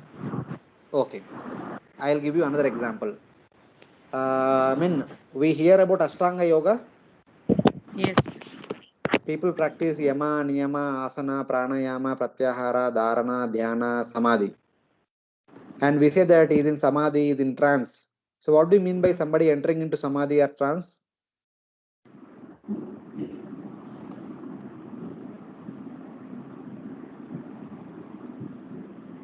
Maybe he is lean with himself or the What do you Paramatma mean with by Yes, that? followed the first Yama Niyam and all the things. That is forget about all these things. When a person entered into Samadhi means what? A person is in Samadhi, is in trance means what? He's in the Sorry? he's in the transcendental platform now. Means what? Transcendental platform means what kind of experience he will have? What exactly is doing there? Is fully Sorry, your voice is not clear. imagine the God. No. Okay, you tell me what do you mean by Smaranam? Smaranam means what? We always hear about Shravanam, Kirtanam, Smaranam. Smaranam means what? Remembrance of Lord. Remembrance. Remembrance means Smruti. Smruti means remembrance. Smaranam means what? To meditate on him, to meditate on the Lord. Meditation means dhyana. Dhyana. Smaranam means what? Equivalent English word I don't know, Prabhuji. It's That's what just we should know. remembrance. We should know that. भगवान के विचार Huh? भगवान के विचारों में तल्लीन रहना. Yes, perfect. भगवान का नाम रूप गुण लीलाओं के बारे में विचार करना, उसको अंदर विलीन हो जाना. That is Smaranam. Smaranam means basically, for example, in a Bhagavatam class, the speaker is speaking a story and you are able to visualize that story in the deep of your heart, in the core of your heart. That is called Smaranam. The entire Leela is played in front of your eyes, within the heart. That is called Smaranam. You are simply able to experience everything in front of your vision, within the core of your heart.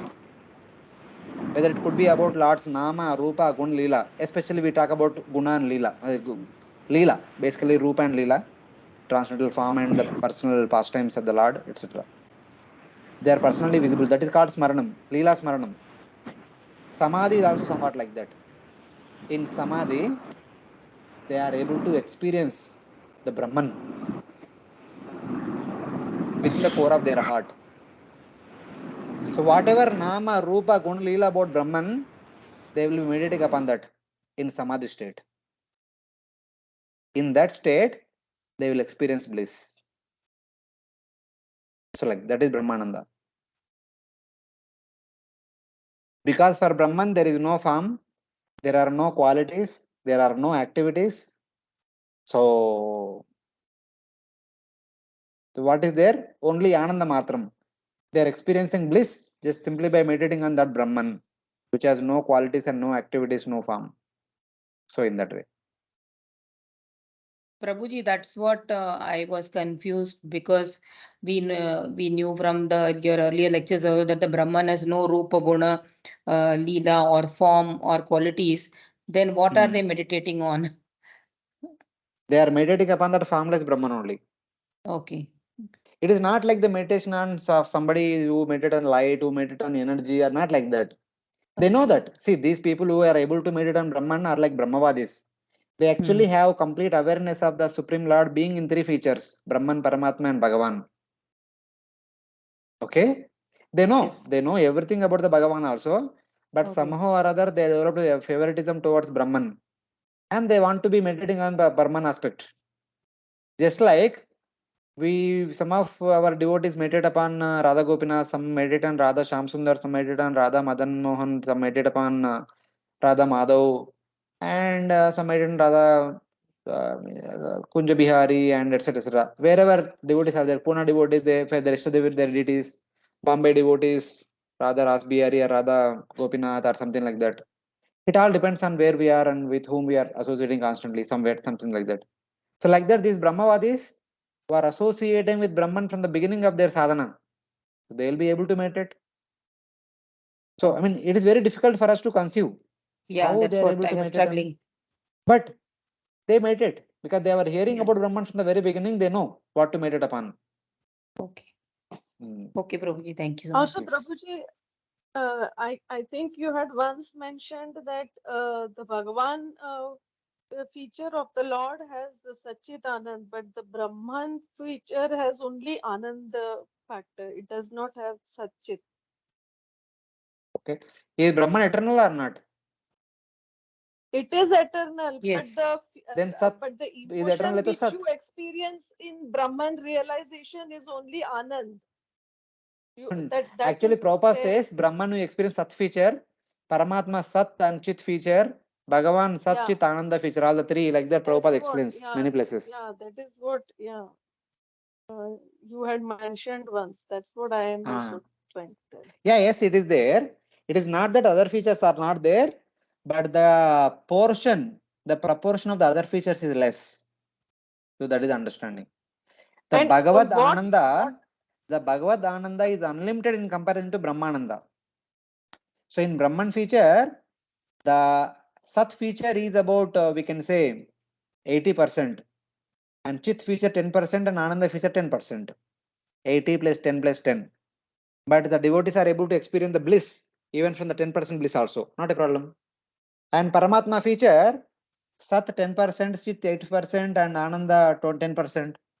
In Bhagavan feature, we can say Sat 10, Chit 10, and Ananda 80, something like that.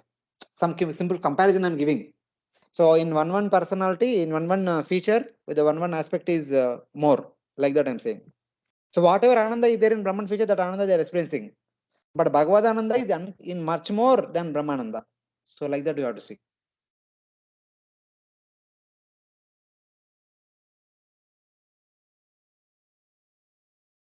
Prabhuji, but either Ananda feature only either mentioned, na Prabhuji? Oh.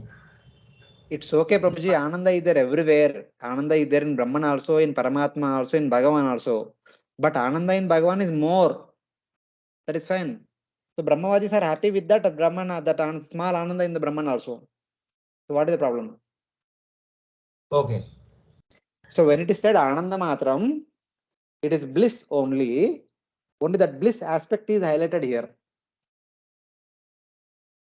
Because why would Jnanis and Yogis want to go to Brahman? What was the intention of that? Yeah, Prabhuji, in the Kramamukti liberation in the second canto, this was mentioned that after all the stages, they achieve the Brahman bliss. And if they want To to achieve perform Brahmananda only, further they go through all the hardships. Basically, to achieve Brahmananda, they go through all the Brahmanand, hardships. yeah, that's why it's called Brahmanand.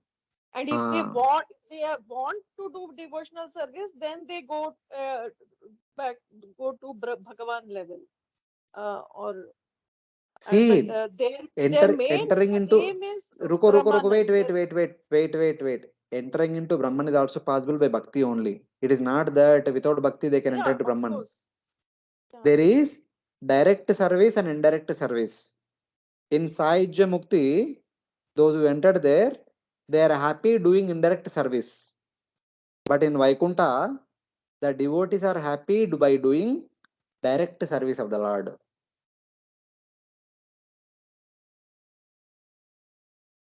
This is the difference.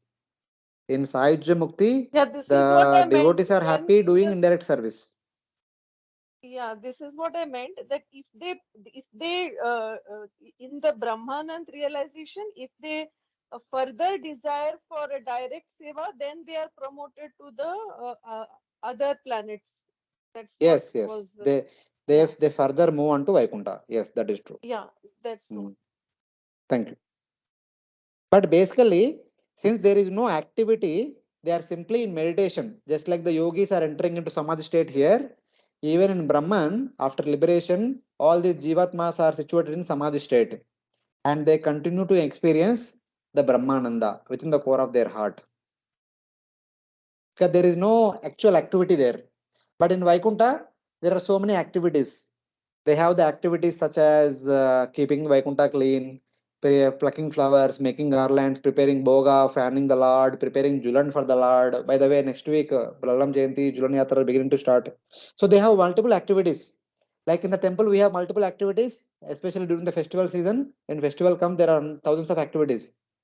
So in Vaikuntha, every day is a festival. So every day there are thousands of activities. So like that. But in Brahman, so they don't want to do all the activity. They simply meditate on the Nama, Rupa, Gundalila and Brahman aspect of the Lord. They simply enjoy the bliss by meditating on the Lord or Brahman or Paramatma. So like that. So this is the small distinction between these two places, Vaikuntha and Brahman. Okay. Okay, Prabhuji. Okay. Generally, many times we hear from the purport that people do not attain Brahman, they fall down immediately. Brahman is temporary.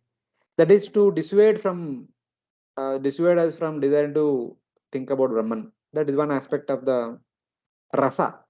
Because Gaudiya Vaishnavas or any Vaishnavas, they are inclined to serve the Lord. They are not inclined to stay inactive. So, in order to encourage us to serve the Lord, develop a desire to serve the Lord, the Brahman aspect is kind of derided.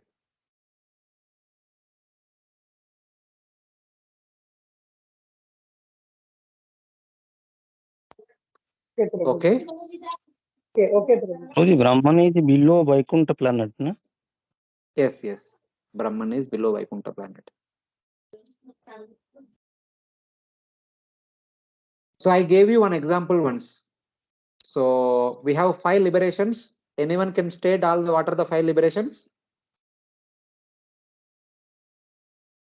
Sahajya Mukti, Sarupya Mukti. Sayujya, Sarupya, Salokya, Samiti. In proper order, either ascending or descending. Anybody can tell in proper order. Lowest to highest or highest to lowest.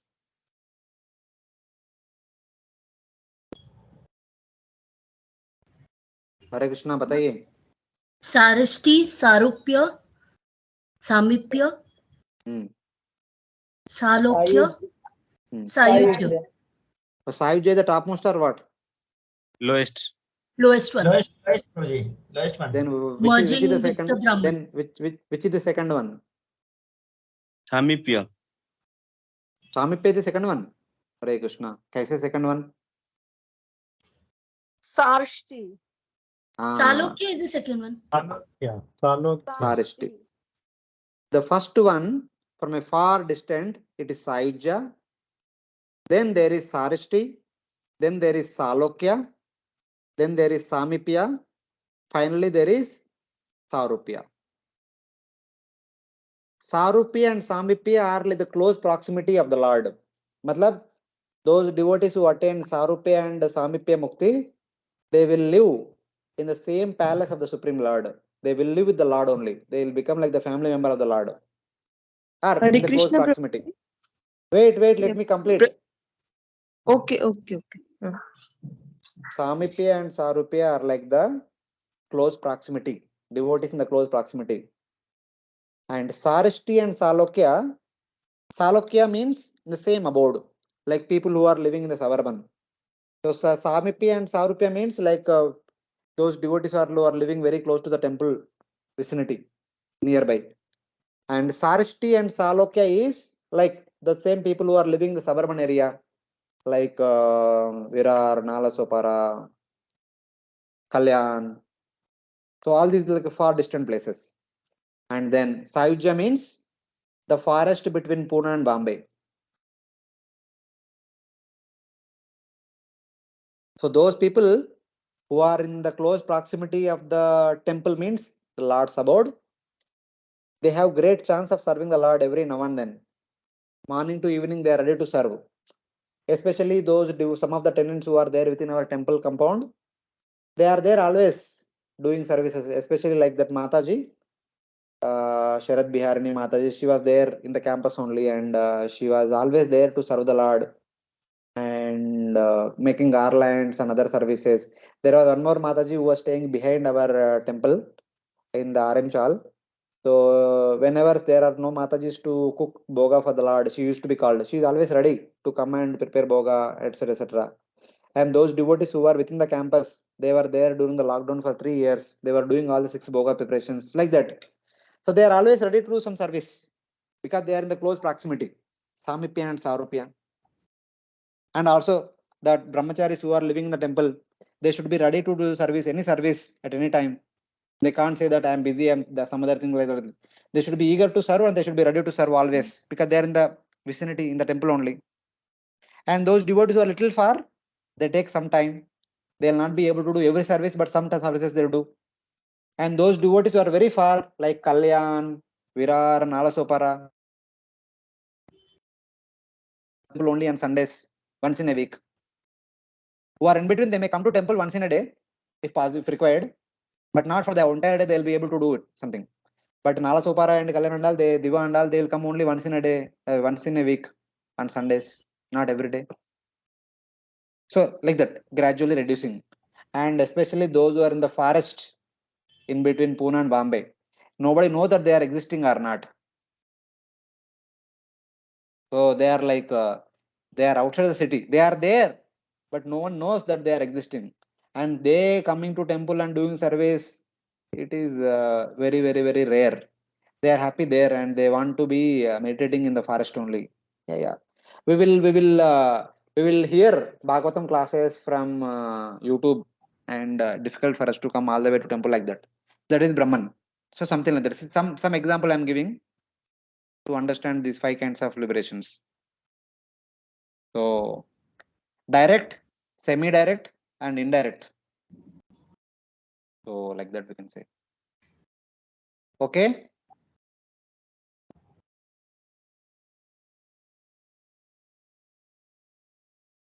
Okay. Yes, Prabhuji. So the people on the forest, they are happy to see the darshan in the YouTube. They are happy to hear the class and kirtan in the YouTube only. So that is their vision. In the core of the heart, they are meditating. They are seeing everything the people are doing. Some people are cutting sabji. Some people are cooking in the kitchen. Some people are preparing in the kitchen. And some people are making garlands. Some people are singing kirtan. Some people are dancing. Some people are speaking Bhagavatam. Others are hearing Bhagavatam. And one puja is doing arati. They are able to see everything, but they themselves are not doing anything. That is like Brahmananda. They are experiencing happiness by seeing. And the people in the temple, they are experiencing happiness by doing. It is like that. This is the difference between Vaikuntha Ananda and Brahmananda. Brahmananda is by visualizing. Vaikuntha Ananda is by doing it. And this Ananda is 100 times better than the Ananda of seeing. So that's how Acharya has explained. Are you getting what it means to be Brahmananda, what it means to be Vaikuntha Ananda? Yeah, yes, Prabhuji, we are listening. We are listening. Yeah, at least this is my understanding. I may be wrong or right, I don't know. But as far as my little understanding, this is how I see Brahman and Vaikuntha and other all 5 muktis, Salokya, Sarishti, Samipya, Sarupya, as well as Sayujya.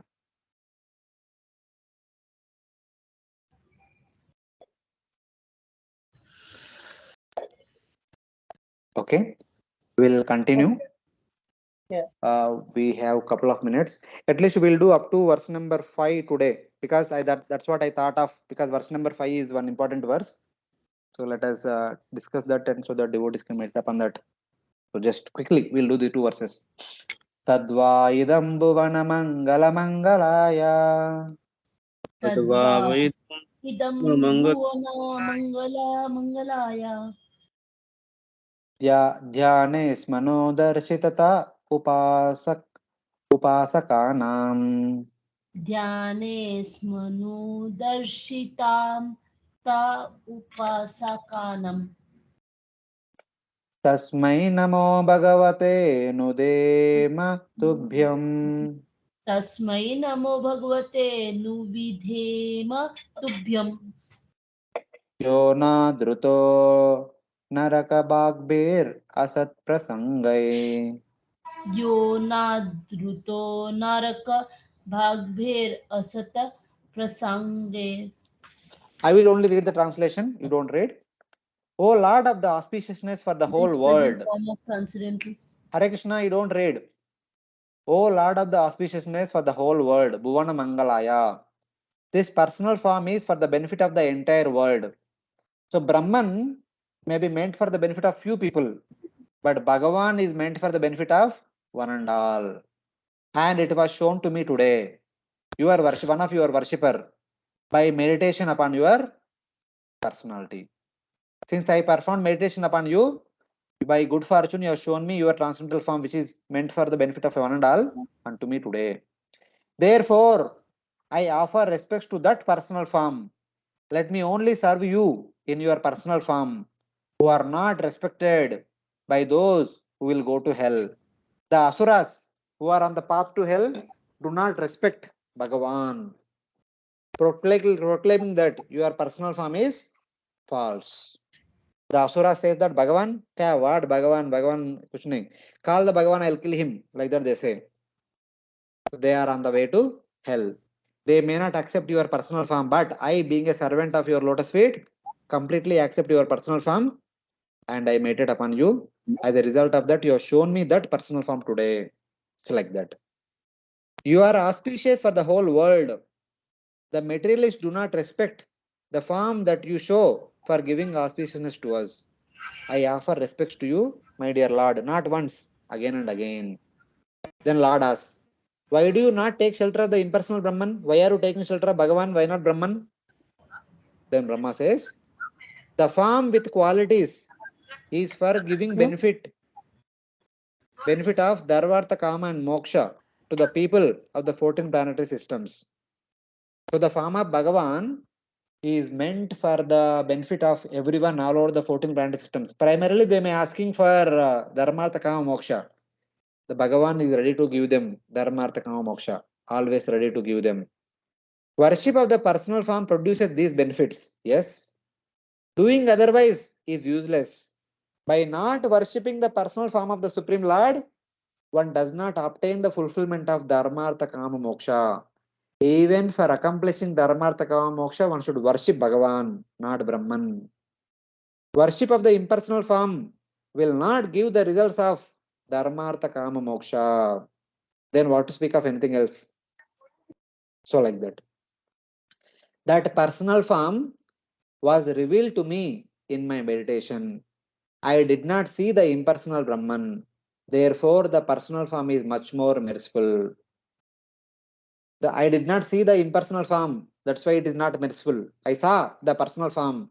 Because the personal form is merciful, he showed himself to me. So like that.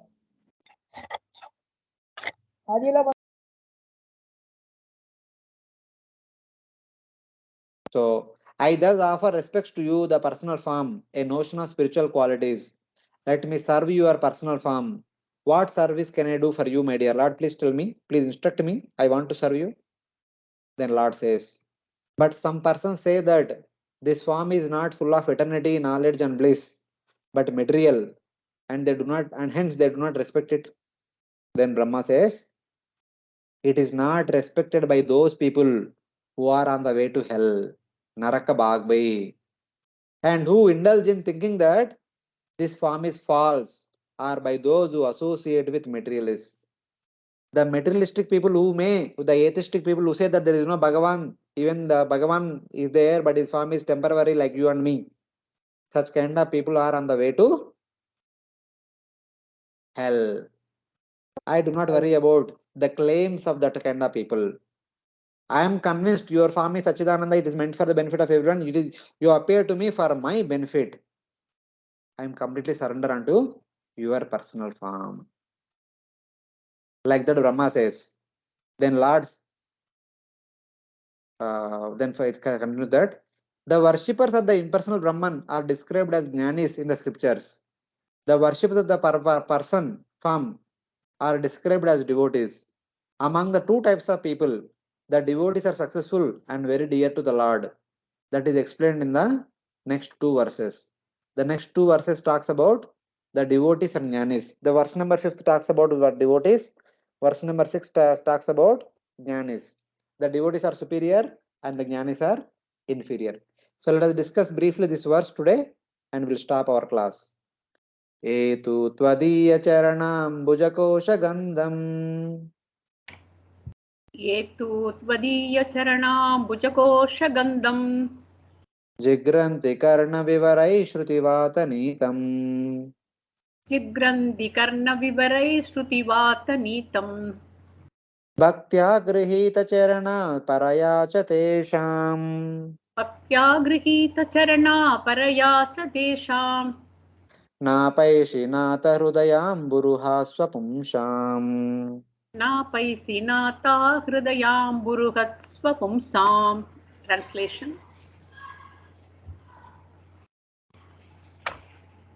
O Master, you do not give up the lotus hearts of your devotees, who smell through their ears the fragrance of your lotus bird feet, brought by the wind of the Vedas, and take your lotus feet as the greatest treasure through Prema Bhakti.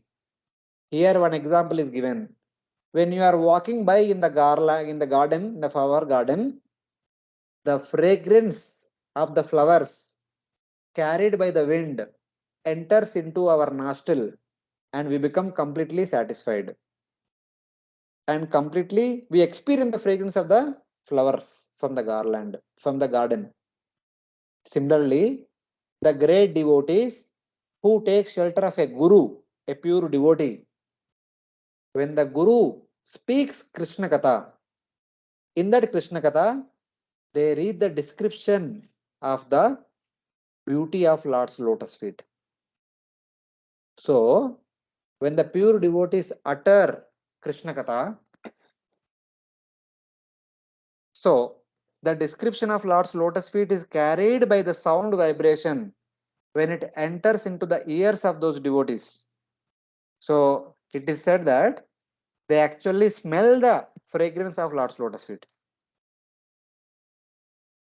That means by hearing the glories of Lord's lotus feet or the transcendental qualities of the Lord's lotus feet, spoken by the Guru, hearing by the ears, they will be able to experience the fragrance of Lord's lotus feet.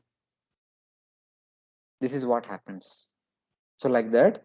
And then when they hear, the transcendental sound vibration enters into their heart. Along with the transcendental vibration, the Lord also enters into their heart. Pravishta Karna Randrena Swanam Bhava Saroruham. So like that.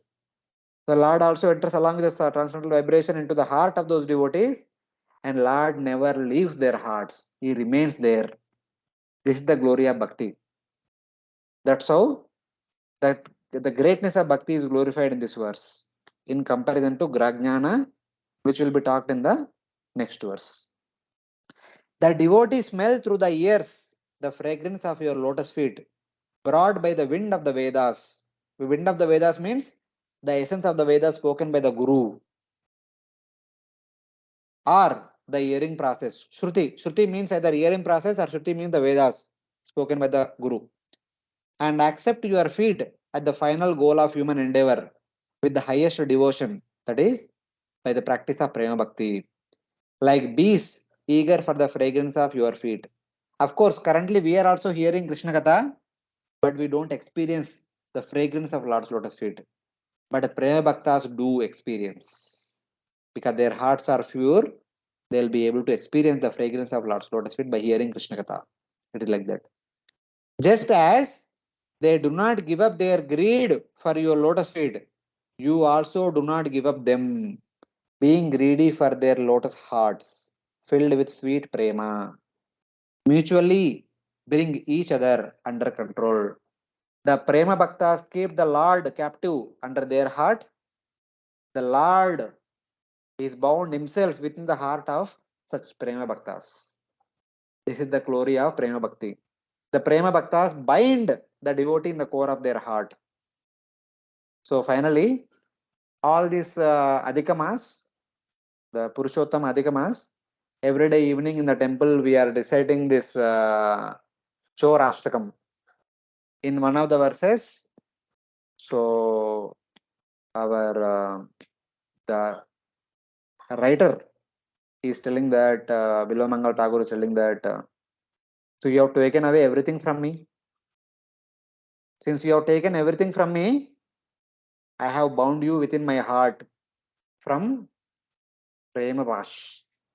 By Prema Pash. By the loving devotion, I have bound you in my heart. I am not worried if you have taken everything from me, but I have bound you. You can't escape from my heart. So like that. So Prema Bhaktas bind the Lord in their core of the hearts. And Lord also himself to be want to be situated in the core of such devotees, such kind of Prema Bhaktas.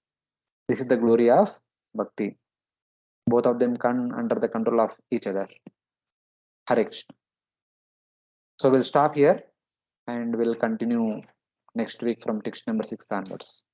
Sorry Hare for the delay. Hare Krishna, Prabhu. Hare Krishna. Hare Krishna, Prabhu. Hare Krishna, Hare Prabhu. Krishna. Thank you, Prabhu. Dandavat pranam. Hare Krishna. Thank you very much. Dandavat Dandavat pranam, pranam. Prabhuji. Hare Krishna. Dandavat pranam. Hare Krishna, Prabhuji. Thank you. Hare Krishna, Prabhu. Hare Thank you. Krishna. Thank you, Prabhu. Hare Krishna, Dandavat pranam. Hare Krishna Prabhuji. Thank you very much. ग्रंथराज Shrimad Bhagavatam की जय। श्री